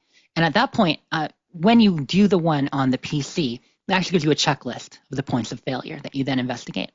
When you check the release valve, it's a little bit explosive. It it releases it very forcefully. And when you check the wiring, that's when mole ratties come in, and you got to fight off some mole rats and mole rat brood mothers. Now the mothers are tough. They are a little tougher, especially at lower level, right? Yeah, and I'm not level 50 yet. Valdez will help, but you have to do most of it, of course, like usual. But she is effective. Like she does help. I feel like she took out a couple of them here. At least got the final blow in, and a couple of the robots later. So you do all that, and then she says, okay, great. What did we learn? And after you clean it up, so you report back. And at that point, you kind of realize, wait, she's doing this specifically to kind of quiz me, see if I'm paying attention. So, she'll ask, what did you think was going on with the valve? And what was happening with the wiring? So, you can say, I think it was mole rats, obviously based on the evidence, but you could also say something really dumb. So, there's all this, and she's essentially testing you. But I imagine that there probably isn't a fail state again, because it's a quest in 76, and there usually isn't a fail state on these. So at most she would just chide you for. Yeah, I got one of the answers wrong. Mm-hmm. Can't remember which one. The one about the CPU maybe being like there was different things like unstable, unviable, offline, something like that. Yeah. Yeah. So I got that one right, but I think I had a weird answer for one of the others. Maybe it was on the valve. Oh, right, on the valve. I said, well, it released, so I guess that's okay. And she's like, no, it is not okay. It was not supposed to work that way. So that was the one I got wrong. Kaboom. But Yep. And so then we have, after all that, she says, okay, here's the checklist. This is what we've got. So here's what we need to do. And she gives you a list of what you need to do as far as grabbing the CPU, I believe an induction coil, I believe just various components here for her to look at. And that can be a little hard to find. Like, I wonder if this was tough for you, Andrew, for a minute. They're all up above you, upstairs. But they're not upstairs. I actually went back. Such a fool. Even though I've done this before, I went back and forth. You know me too well.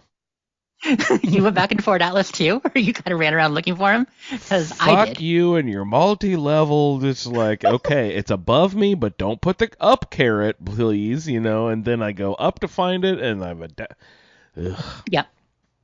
No, I did it too. It's not very well telegraphed, and you don't initially see that there are steps.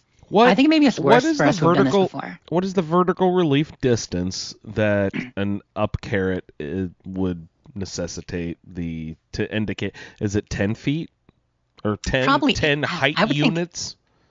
8 or 10. Yeah, it's got to be. Because the first one doesn't have an up caret. Like, when you look at what's there, there were, 3 or 4 squares, quest markers. 3 of them had up, and 1 of them did not. So I assume that one did not was on my level. Yeah. I'm running around. It was not. It was above us, but just barely above us on the next floor. So anyway, went back, found the stairs again, went up. And I feel like maybe we were just taking it for granted, at least in my case, because I had done it before. And I'm like, this is easy. I can do it. I don't have to pay attention. Yep. I did. In my 4th lap, I was like, wait a second. This might not be as easy as I thought. Mm-hmm. So got in, went upstairs, and on each one, you can essentially do it properly, you can do it poorly, or you can do it dead wrong. So like for the CPU, you can just yank it out, which, as we all know, not your best idea. You can, extract it gently, or you can power down and then take it out. And of course, the latter is the more appropriate choice. For the like rusted induction coil, you can possibly power through with strength. I don't know what that does. You can, just yank it out. You can shoot off the bolts. Shooting off the bolts probably not recommended, but you can, or you can oil it and remove it. Things like that. So you do all that, and then she's like, "There's one last component. Can you get it for me?" You go up to grab it. When you mess with it, it triggers this large glass container to eject on the side. When you go to pick it up, it sets off security. And it's funny because the options there, did you catch the Indiana Jones reference, Andrew, on this? I don't know. What was it, the head thing? On the options, so when you're pulling it out, it's kind of like that. Yeah, it says, pull out gently, lift up with this, swap quickly with a bag of weighted sand. With the sand, yeah. Yep, so as an option. But no matter which one you actually choose, it's going to set off security. You pull it out, security goes off, got a bunch of protectrons and iBots. No sentry bot, thank goodness. I was worried about a sentry bot in Assault at this point because my Ahab character was about to pop out. Yeah, exactly. I am not ready for a sentry bot on this character yet. Fuck no. There were some of the tread protectrons though, and they can be a little bit more dangerous. They're faster for sure. Yeah, they can zip across the floor real quick. In one of the rooms on the lower level, there was a pulse mine. Oh, cool! Did you use sitting that? on the floor? So I picked it up and set it in the room with the the robot containers. Because I wasn't using it right then and I didn't want to carry it around, so I just kind of randomly set it in a area outside of where I was running around so I wouldn't trip over it. Totally that reason. Totally that reason. That's brilliant. Though looking ahead, I will admit I knew there was going to be a fight, but I couldn't remember what it was. I couldn't remember if it was going to be robots or super mutants or what it was going to be. And so I didn't even notice the robot containers. I just went, okay, let's be honest. I was annoyed about going to the wrong room. So I was like, God damn it. I was mad at myself. So I went right to the markers and did the thing without looking around. So yeah, they took me by surprise. But we survived, and Valdez took a few of them out. And after you finish that, you can report back to her. And she was excited, but if you did a good job removing it, she'll evaluate how you did, the condition each piece is in, kind of give you a report back. She's like, great, okay. And she either says you did well, I don't know what she says if you do poorly, but she's essentially going to give her recommendation. So speak to her, and then you can go back up to the superstructure, and your next goal is talk to Armani, and the quest ends. Yeah, she does get excited about the ultrasight. Right. Yes, the container you ejected. Yeah, we should talk about that. So she's like, what is this mysterious thing? And you're looking at it, and she's, is this ultrasight? Which, of course, she's not from the area. So she hasn't dealt with the Scorched Beast Queen and such. And I mean, at this point, our young characters, they haven't either, since we're going right to this. And we're in the timeline, we're actually after all that. So you may or may not know about ultrasight. But the ultrasight vein, she's like, I've heard of this. It's supposed to be powerful, but was just this small thing powering the whole structure, the whole, system here in the middle. So she's very excited about that. She says that she'd expect it would be, at minimum a small generator, which when she says small, I don't think she means camp small generator. I think she means like a fusion generator, right? Yeah, it's just not like the power of the sun. Mm-hmm. I had a question. Does the condition of the parts when she grades them at the end of the quest, does that dictate the reward level or anything like that? Well, since I always do it perfectly, I guess I don't know, Andrew. Because I did not. No, like, honestly, rip that shit out. I don't know that it does. I mean, because you get a letter of recommendation regardless, right? They're not going to not give it to you. I imagine it's just the dialogue that's different. So where's the consequence? Well, that's that's kind of the thing with some of these 76 quests, is that while you can get different flavor texts and different ways of doing them, different ways of approaching them for your character, ultimately they lead to the same route, because they're not just going to end a quest line on you. For this right here. You got to continue with the Brotherhood, obviously. But you do get a cool weapon, too, as a reward. I assume that everybody got this, right? The Fact Finder pistol? Right. I wish I could make it automatic. Yeah, I mean, revolvers are kind of hard to make automatic, I think. It's a 44. Wouldn't that be so cool? Just like a 6, like, poof, like real quick, just like a burst. Come on, I thought I'd mentioned that last week, how that'd be really fun to have a revolver, automatic revolver. Yeah. Like we can do it in Starfield. Yeah, with the mag shot. It's hilarious. Your bullets go so fast. If you ever made a Starfield mag shot automatic, it's just like, this is like, and like you can shoot all 6 rounds in less than a second, and then it takes you 8 minutes to reload your weapon. Good luck. It really is like that. It's frustrating. it's more like 2 seconds to shoot and then 4 to reload. But yeah, your entire clip. It's fast. Yeah. That's cool. Yeah, I want that. I want automatic revolvers. But the Fact Finder is a pretty good weapon. I am focusing on rifles, like I said, for Hard Knock is what he's going to go for. And right now, during his overall adventures, not just here, but also other things he's done, he's got a decent combat rifle. He got a good legendary shotgun, which is, of course, tempting him, combat shotgun, but I am not playing shotgun, so I'm not using it, but I have it in my pack. And then I've got 2 pistols. I've got a decent 10 millimeter that I had actually modded all up, and now this Fact Finder. And it's basically, with the current system, it no longer has the same names. It'll do the advanced mode where it kind of explains everything it does, but it's a 2-shot explosive, right? Do you guys have the simplified legendary effects or the advanced legendary effects on yours showing? Do you know? Advanced or simple legendary? So it's a setting. So it's a setting. If you remember in the past, it would always you got a gun, and it might say 2-shot explosive, and just list that. Now you can have it so it shows what the effects does. So it'll be like plus 20%. Yeah, right. Now I have them. Yeah, I have the more advanced or whatever. Yeah. Yeah. So it spells it all out for you now. So I find that interesting. Because I haven't used new weapons in a long time for my main characters or other characters, I never really paid attention to how different it is. But on some of them, it's not immediately apparent what the weapon is. Like this one, I had to really kind of analyze it. Like, what is it telling me it is here? But I ultimately realized, it's 2-shot explosive with, I believe, like a perception boost too or something like that. Or maybe it's a VATS boost. Like +1 projectile for 20% damage and blah, blah, blah. You're like... That's... Yes. Yes. Oh, a 2-shot explosive weapon. Cool. It's funny because the advanced helps on certain things, but on others we know instinctively what it means. So I may actually shut that off now that I'm, actually paying attention to it again. Yeah. It's a good thing to toggle on to see the advanced info. But that's pretty much it for the quests. Those were our 3 quests this week. Welcome to the Neighborhood, Forging Trust, and Mother of Invention. Easy peasy, just a basic introduction to the faction.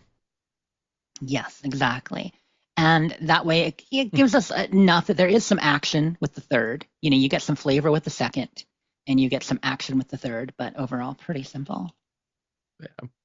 Yeah, it's good that we did Valdez last because, now we know that all of the BOS people are not jackasses. Right. Yeah. Yeah, Valdez is cool. So next week we have field testing. Well, sorry, in 2 weeks we have field testing and disarming discovery. And that's going to send us out. So after talk to Armani, we get our first, in order to actually get approved, we get our first field test. And then we get disarming discovery. So these are going to be 2 actual adventures or more quest-based quests that you'd expect. So that'll be fun. But yeah, I look forward to hearing everybody's feedback on these next week. Yeah, so earlier in this episode, we played a few feedbacks. That was mainly some character introductions. Lee got into the action a little bit. So anyone who did not submit a character introduction yet, please, when you're talking about your quests next week, just remember everyone is talking about the same quests, so we don't need a lot of repeated, I went here, did this, pressed A, but tell us how you play the characters that it would have been different, or you did something interesting, you know what I mean? And if you didn't send in a sort of like character introduction, just, remind us a few of the highlighted perks, how that's going to dictate your gameplay, like your highest special, your lowest special, that sort of thing. Just a general character introduction, and how you play the quest, that they could have been a little bit different than how everyone else played them. So that's perfect. Yep. And it doesn't need to be in character, of course, but obviously we've got a couple that have been first person or in character this time, which is awesome. I love that. But yeah, looking forward to people's feedback next week. And character intros wasn't even on the schedule, but a lot of our longtime players, we often do them, so they sent them in, which is perfect. Very nice. Much appreciated, everybody. The other thing that struck me about this was that in Fallout 4, when you meet the Brotherhood, you've got the noble knight, like Romani, and then you've got the jerk dude like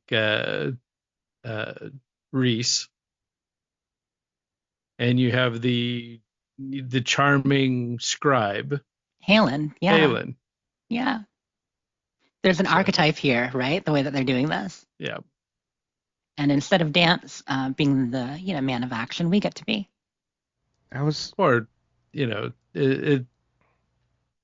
Romani is the one in charge, so similar to Dance. Oh yeah, because Dance is in charge, even though he's actually out doing stuff. Where Romani will eventually do some stuff with us as the quest goes on, but for the most part, stays in the fort. I just had a total hilarious brain fart. I almost, when you're talking about the Fallout 4 Brotherhood characters, I was like, oh, and then what about Procter Gamble? But I was like, wait a second, that's not. That's a company. That's a company or something. Who am I thinking about? Yeah, Procter Teagan. The tide has changed. I mean, there are a couple Proctors. You're thinking of Procter Teagan from 4, I think. Yeah, the guy with all the cats. I could cats see, on the Prid one, right? It is a new dawn. Steel Dawn. A Steel Dawn. Is Dawn a Procter Gamble product? I don't know. Yeah, Tide, one or the other two. Yeah. Just not Whisk. How dare. Yeah. Okay. Awesome, guys. Looking forward to feedback for next week. Let's see. We have a terminal velocity and some iguana bits to get into. So let's pump on through, see what Lee is getting into over there in London with the continued adventures of Charlie.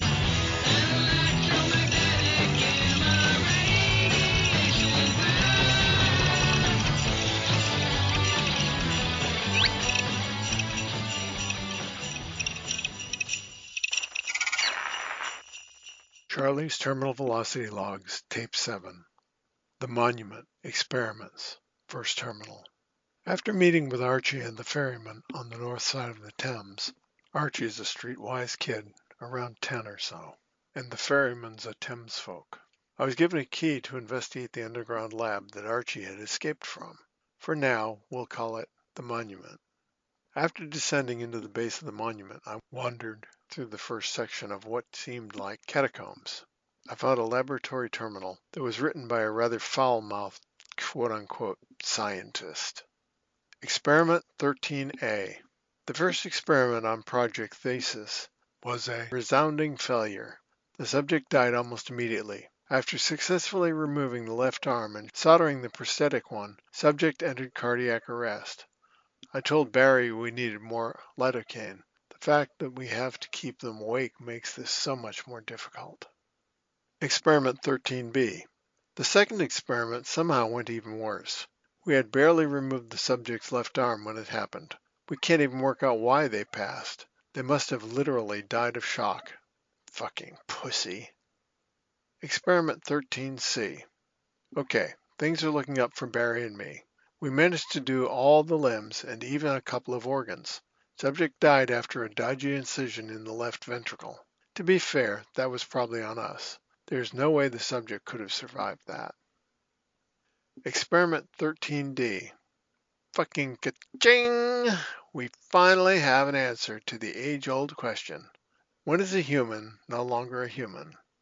When you systematically replace every part of their body, that's when. The brain was tricky because you can't just replace the whole thing. That would be pointless. We had to do it bit by bit. I hope the director is happy with these results. Experiment 13E. Turns out the director wanted one final experiment. He asked if I could do it alone, and I said yes. First of all, for the record, Barry was a fucking champ about it. I could tell he was really trying to stay alive for me. Annoyingly, he passes away during the brain stage, which is very unfortunate. The director wasn't furious. Hopefully I won't be some other scientist's lab rat in a few days. Well, even at the start, the Monument Lab was a real horror show, eh? I still don't know what was done to me in the underground train lab, but as I'm alive, I will assume, for now, that it wasn't as severe as that. Am I a bad person if I hope the author's fate was at least as horrifying as poor Barry's? I will now post this tape to your classified address.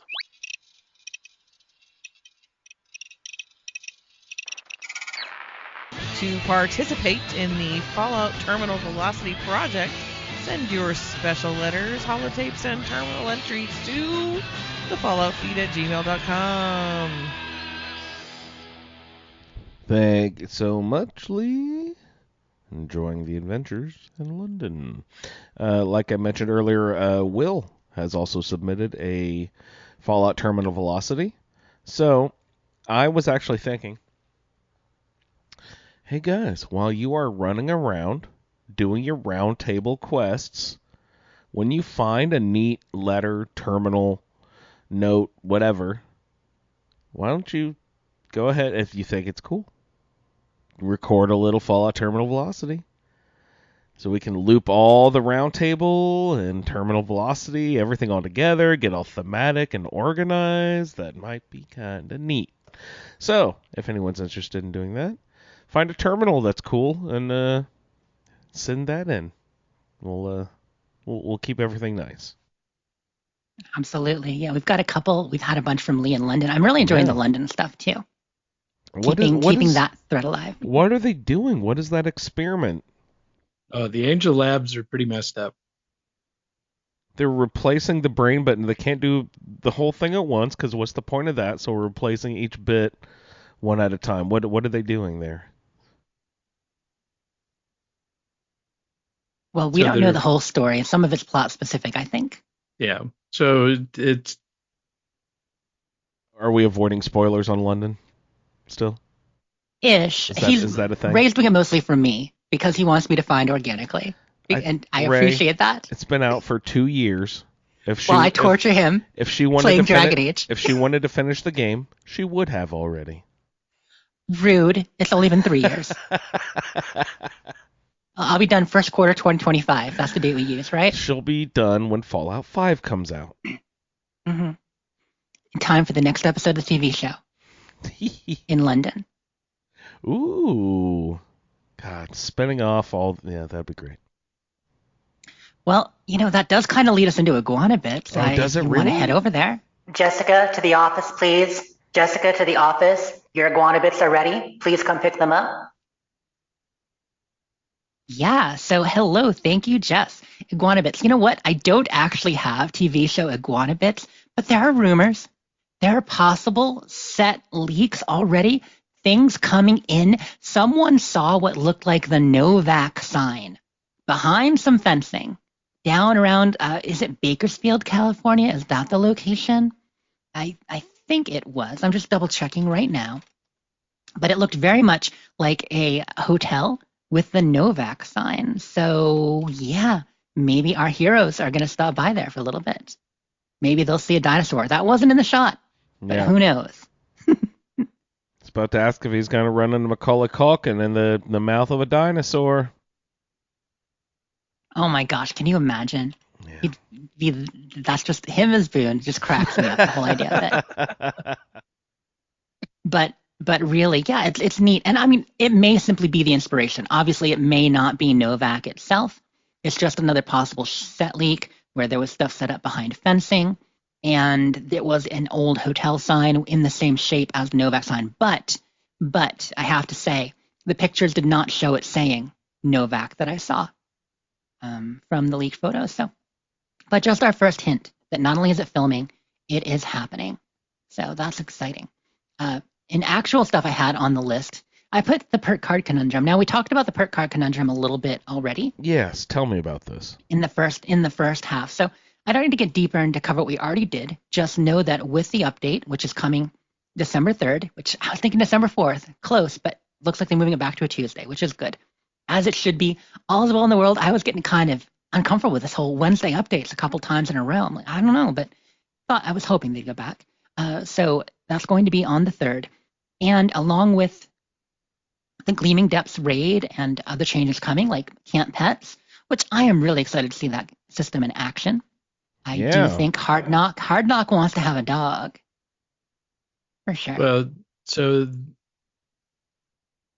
the Wednesday, that's when they release the patch for the previous update, right? The Wednesday the week after. No, they're usually good at hot fixes. If there's anything major within like a day or 3, we will see. But yeah, it's scheduled for Tuesday the 3rd is the current schedule. But what I wanted to mention about perk cards, besides what we already talked about, was the fact that not only are they moving from a lot of these ones that are being changed from 3 stars to 1, but with the 1 given the effectiveness of level 3, which sounds like a major benefit, okay? And that's why we said there's a lot of benefits. They are changing the way some of them work in a way that may not be a benefit. And so I mentioned briefly reduced effectiveness, but let me tell you what I mean here. So a number of cards gave you a flat percentage at tier 3 before. I'm scrolling my list to see if I can find one that counts. I mean, serendipity is a big, obvious one that many of us benefit from. So let's talk serendipity. So serendipity, originally you got a 15%, 30%, or 45% chance to avoid all damage when you are attacked.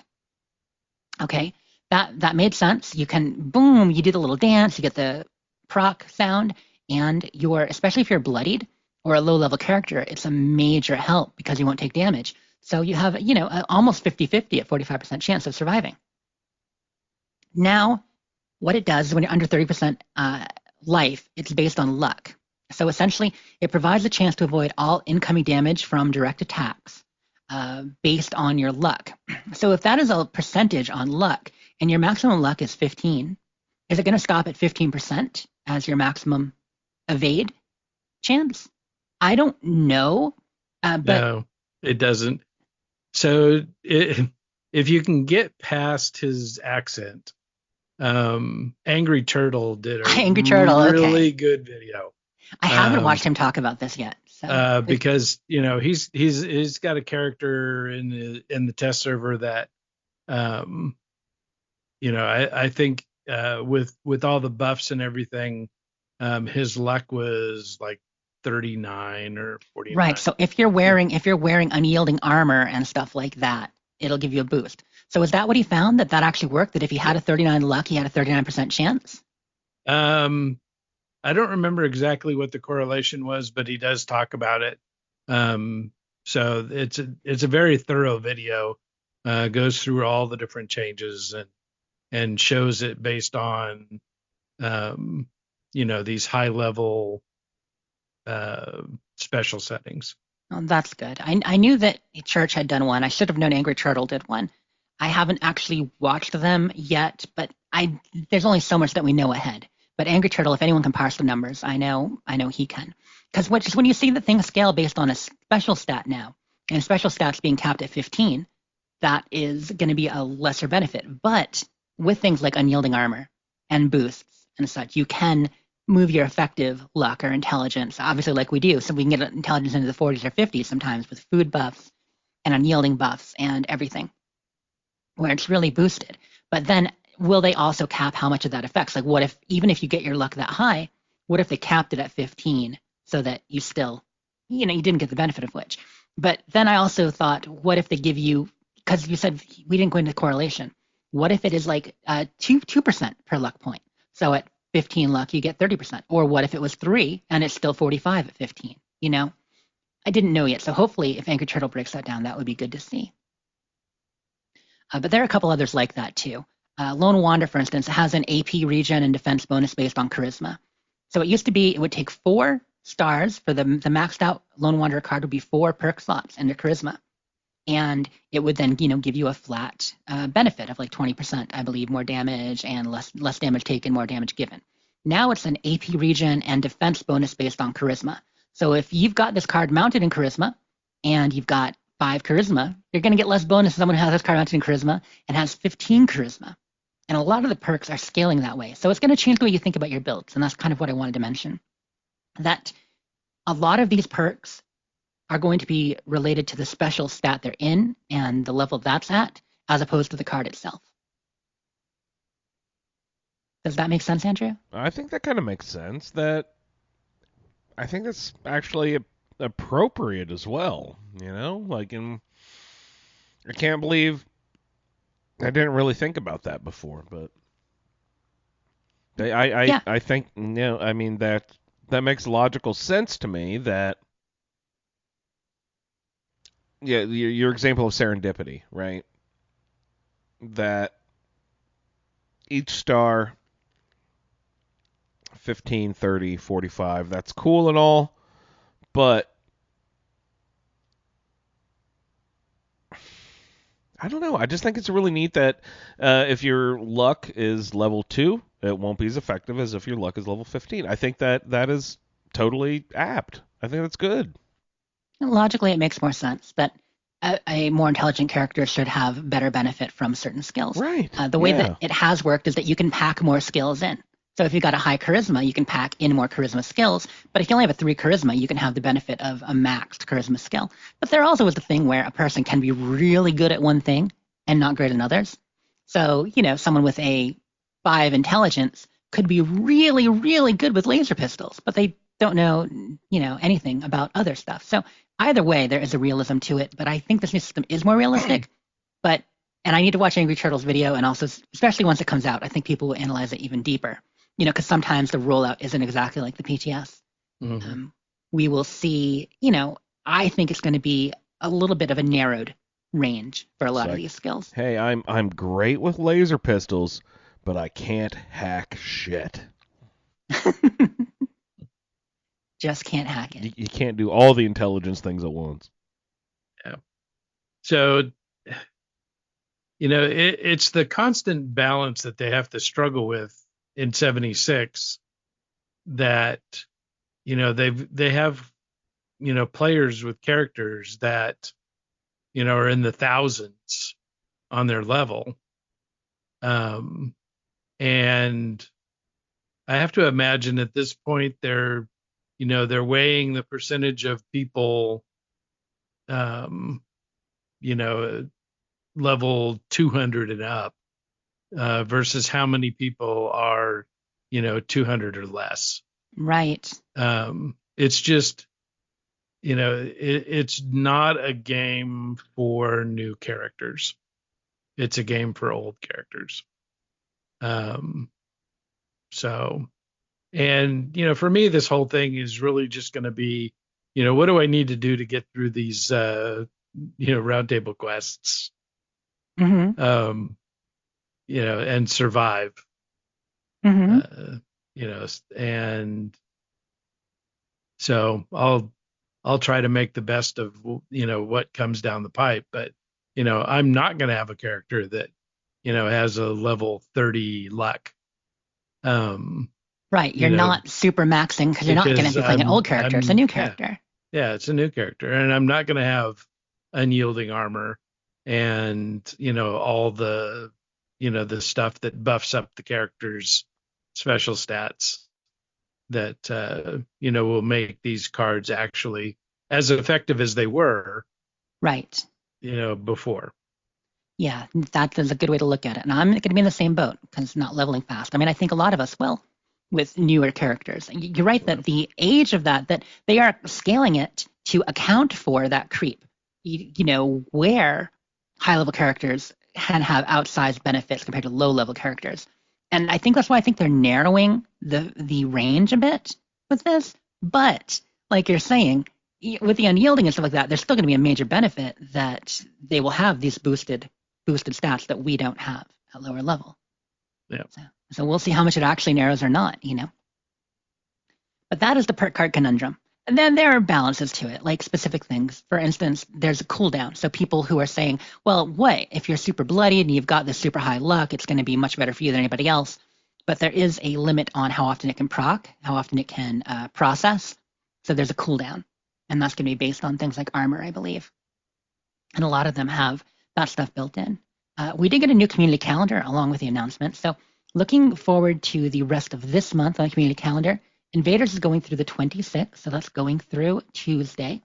Then we've got double XP coming up for Thanksgiving on the 28th. I'm checking what day of the week is the 28th. Yeah, that's Thanksgiving. You can be very thankful for double XP all Thanksgiving weekend, 4 days worth. And then we go into December. Now, the new calendar starts with December, and that's where we learned that the rollout for Gleaming Depths will be December 3rd. And then as far as events in December, the only thing listed is Holiday Scorched, and the jingles will be happening starting December 17th for Christmas. So look forward to Jingle Scorched as well. Another thing to note, and I don't know how many of our listeners... Oh, we're saying, Andrew? I just said, will do. But you were saying so, that they data mined some new items, or no? Yeah, Nice, okay. I don't have anything new here, but we do know that it's going to be an Enclave. Themed season. So I don't have the specifics. So I did find that out before and seen a few, but there's no new real data mines beyond what we know that it'll be Enclave. No, that's cool. I just need to know yes or no. New stuff? Yes. Okay, good. Yeah, looks like new stuff. As far as for the holiday jingles, I'm not positive on the jingles, but I know there will be new stuff popping in for the season for sure. And a lot of things will be Enclave themed. The jingles, I'll find out when we get closer. So I do want to mention too, what I was saying for our listeners, I don't know how many people participate in the camp showcases that they were doing, the monthly theme that has been on the calendar for about 3 years now, maybe even a little longer, where you can submit a camp. And, I've done a few, and you can submit on the Discord. And there's been less participation since they limited Discord, but some people do it a lot. However, they've been doing the big events where they have like the anniversary theme or the Halloween theme. So they're going to be stopping the monthly theme. December is the last one. If you have an Enclave themed camp and you want to submit it on Discord, that'll be it. But going forward on the calendar, there's none listed.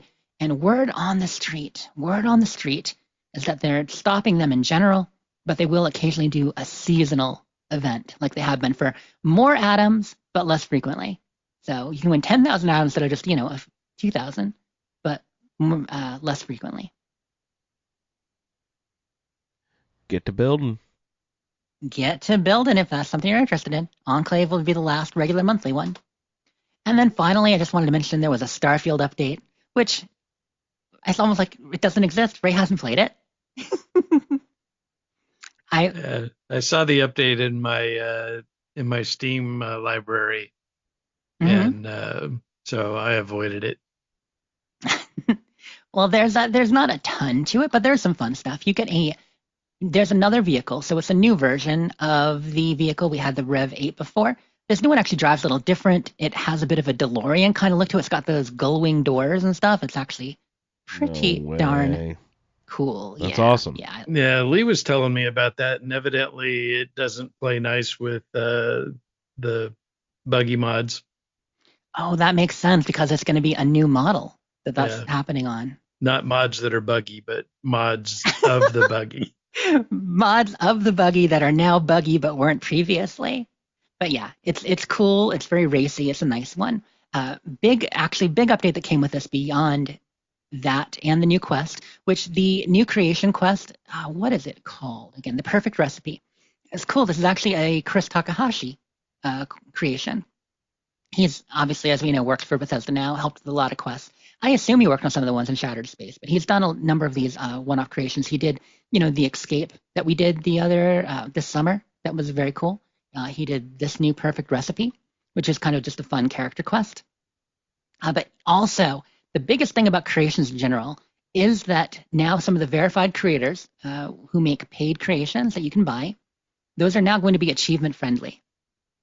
So it doesn't matter to some people, but for those of us who care about achievements, it was previously only the ones officially from Bethesda were achievement friendly. Now it looks like the majority of paid creations are going to be achievement friendly. So you can download creations, still get your achievements, which is good because I was specifically avoiding a number of them because I wanted to get all my Shattered Space, but also Crimson Fleet achievements I don't have. And what a silly thing to limit yourself on, but I'm glad that's changing. Those are the big ones. There's also a slightly better frame rate on Xbox Series X and things like that. A number of, small fixes. Definitely more Shattered Space fixes than other fixes for quality of life stuff and patches. But that is all in there. I'm thinking, didn't they just have an update in Starfield? Then that's why they did this, because Shattered Space came out on September 30th. So just over a month and a half ago. Yeah. And so this is the first update since then that, does the fixes for the little Patching things and all that. those things. Okay. Yeah. Yep, over the last month. And then they did more than we expected because not only did they fix gameplay and quests, but they added this, new vehicle. Because we have hit 15 million players in Starfield. Now 15 million people have played it. So they're like, this vehicle is to celebrate 15 million, but I have a feeling we would have gotten it even if we didn't. Because it's in the patch. Just because. Yeah, just because. Maybe they would have held it another month or two. Who knows? But we got it. So, exciting stuff. But you're here for Fallout, not Starfield. And those are all the iguana bits I have. What does your camp look like, Jess, for this new character? You said it's in the Toxic Valley. Have you actually gotten up there to build yet? No, that's the thing. Hard Knock is taking it slow, and I've been living out of the Overseer's camp, out of the White Spring, and now out of Atlas, Ray. Yep, but we're doing a general store-style camp up in the Toxic Valley. So he's going to set up shop probably in the next, 2 weeks from now on that quest line when we get out in the field. If not, by the end of the month when we go to see the Raiders, that's when we'll get our camp established. And Ray, you also said you're at the Overseer's camp or sleeping in the tent out in front of the Camp Atlas or whatever? No, I've got a regular camp up in the top of the forest.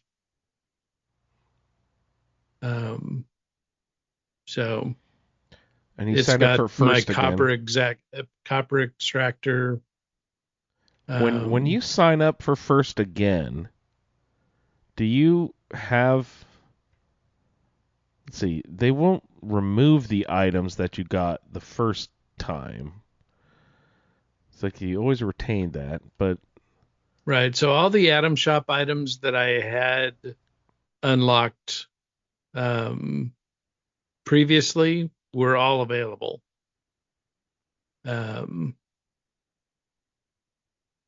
But because with the, and even when I didn't have Fallout First, everything that was in the stash boxes that I had built. Just don't pull anything out of the scrap box, right? I just couldn't build a new one. Like if I took a workshop or something with a character that had previously been first, they wouldn't be able to build a new scrap box. Yeah. Gotcha. So, but yeah, signing back up for it, just gives me the benefits to this new character, to be able to, put down a tent and all that good stuff. That tent is awesome. Yeah, it's definitely handy. I've got it parked out in front of the Pleasant Valley station right now. I keep forgetting I have it. So go it's ahead and also use it. critical for transferring goods between characters, Smart. which I've done a lot of. What are you transferring? I've done weapons, armor, bullets. So those other characters have resources. that they're not using. And so I build stuff, with those characters, and then put it in a suitcase outside the Pleasant Valley station, As you do. and then hop in that same private world with my new character and load them up. Yep, very convenient. We're talking about that a bit last week. It really helps. I haven't on this character, but luckily some friends donated a lot of supplies to me. So when I do get to build in my camp and working on modding things, I've got plenty of steel and glass. And actually, I'm a little low on oil. I realized I didn't get any oil. I'm going to need some of that. But gears and screws and all the good stuff. So I was glad that they gave me stuff to build with. But as far as knowing the plans to craft and mod things, to get the best weapons or armor, you kind of need to do that on a character that knows them. Yeah. So far, Hard Knock, he's got some pretty mishmash armor. I'm trying to make the best I can do, and I've got a few legendary drops. But it's been like his pieces are so mismatched. So he's got like one bolstering and one unyielding. Okay, that's cool. Those are both low health. But he's also got a Vanguards, which is high health. And it's just all, I'm like, well, you get a little benefit from this, a little benefit from that. It works out. Far from optimized at a low level, but we'll get there. If you get 4 different ones on each limb, then, you're covering your bases with getting a sort of a solid foundation of, preventative coverage, right? Mm-hmm. A good choice with the new legendary system, when you're leveling up at a lower level, I almost feel like it might be better to go to the purveyor. Because when you go to the purveyor, you're guaranteed to get something in your level range for the type of item you want. It may not be the gun you're looking for, the armor you're looking for, but especially with armor, I like to get something that will be appropriate with a good number of stars, as opposed to just scrapping all the legendaries, trying to get the cores, and then crafting it yourself if you never get the box or recipe. So I almost think for a low-level character, Mama Merkelbergel is still the way to go. I've noticed people selling the new legendary mods too. And they're vendors. I don't know why, but I was kind of surprised by that. I was like, oh, I could actually go shopping for these now. Yeah, if they're ones that they're not going to use, that makes sense because they can sell the mod boxes, and if they have the recipe to make the mod boxes, they can even keep making them sell like serums. Yeah, have a profit like the mutation serums, right? That's smart. So as more people learn them, there will become a whole economy for them. But right now, they're probably in high demand, so they can charge more. Yeah. Yeah, I see people selling the who cares ones right now. Mr. Handy Buzzblade. Woohoo! By the way, shout out to all my friends not dropping me Mr. Handy Buzzblades when I was asking for plans. They know. Very nice. All right. Do we have anything else you guys want to get into tonight? That's a pretty full show, and I thought it has been. Yeah, thanks for all the intro feedback, guys. Thanks for talking quests. Great. I'm just looking forward to Thanksgiving and things I'm thankful for. Being you guys, my good friends, and all of our listeners, and everybody out there in the community sending in stuff, and Thanksgiving burritos, which I had too this week. Oh my goodness, so good. Oh right, Thanksgiving burritos. Remind us you do the turkey, you do everything just right there in the wrap and. Full Thanksgiving dinner in a big old burrito tortilla. You've got your taters and your stuffing and your turkey and your gravy and your cranberry sauce and your corn, because I don't do peas. You got to do corn. It's delicious. That's wonderful. It's really good. Yeah, I managed not to burn out on Thanksgiving food before Thanksgiving this year. Usually Tori and I get so excited about Thanksgiving that we're making dressing like 2 weeks before, and like just eating turkey and mashed potatoes and gravy and stuff, and just for some reason we get really excited and just make all the food before, and by the time Thanksgiving rolls around we're like, turkey again. Like, ugh. So, but we did not do that this year, so I'm like, I'm like that lady in the kayak coming down mashed potato mountain on the river of gravy. You know what I mean? Like, that's me right now. I'm pumped. How about you, Ray? Doing anything for Thanksgiving? No. Gonna smoke a I don't know. Gonna smoke a pork butt or anything? No, I just it'll be something that my wife doesn't like, because she's going to be gone. Oh, there you go. Yeah. Take the opportunity. I haven't decided yet, but it'll be something weird. You'll have to report back. That sounds awesome. Sounds awesome. If it involves seafood, I'll be especially impressed. That is a very non-traditional Thanksgiving. I just like the promise of something weird. Yeah. I've had a little hankering for duck lately, so I don't know if I'll go that direction or not. Ooh, turducken? Come on. I mean, so and nice I've duck always duck. threatened to do a Christmas goose. Yeah. Which I've never actually eaten goose. Brings threats of, being within inches of the end of my life. So I haven't done it. But what, hunting geese? What do you mean? No, just doing a goose for Thanksgiving instead of a turkey, maybe. Family not impressed with the idea. Oh, I see. Of the Christmas goose. I see. Yeah. Nobody else really wanted a goose. I always think that this sounds like such a proper British thing. Have you had goose before? Have you had either of you eaten goose? I don't think I have. Yeah, I've had. Oh, liver. I've had pate. That's usually goose liver, right? Yeah, it's typically. I've had wild geese. Yep, a friend up here is into goose hunting, so I've had some goose and stuff she's done. Oh, but it's not like a regular thing at all. Yeah.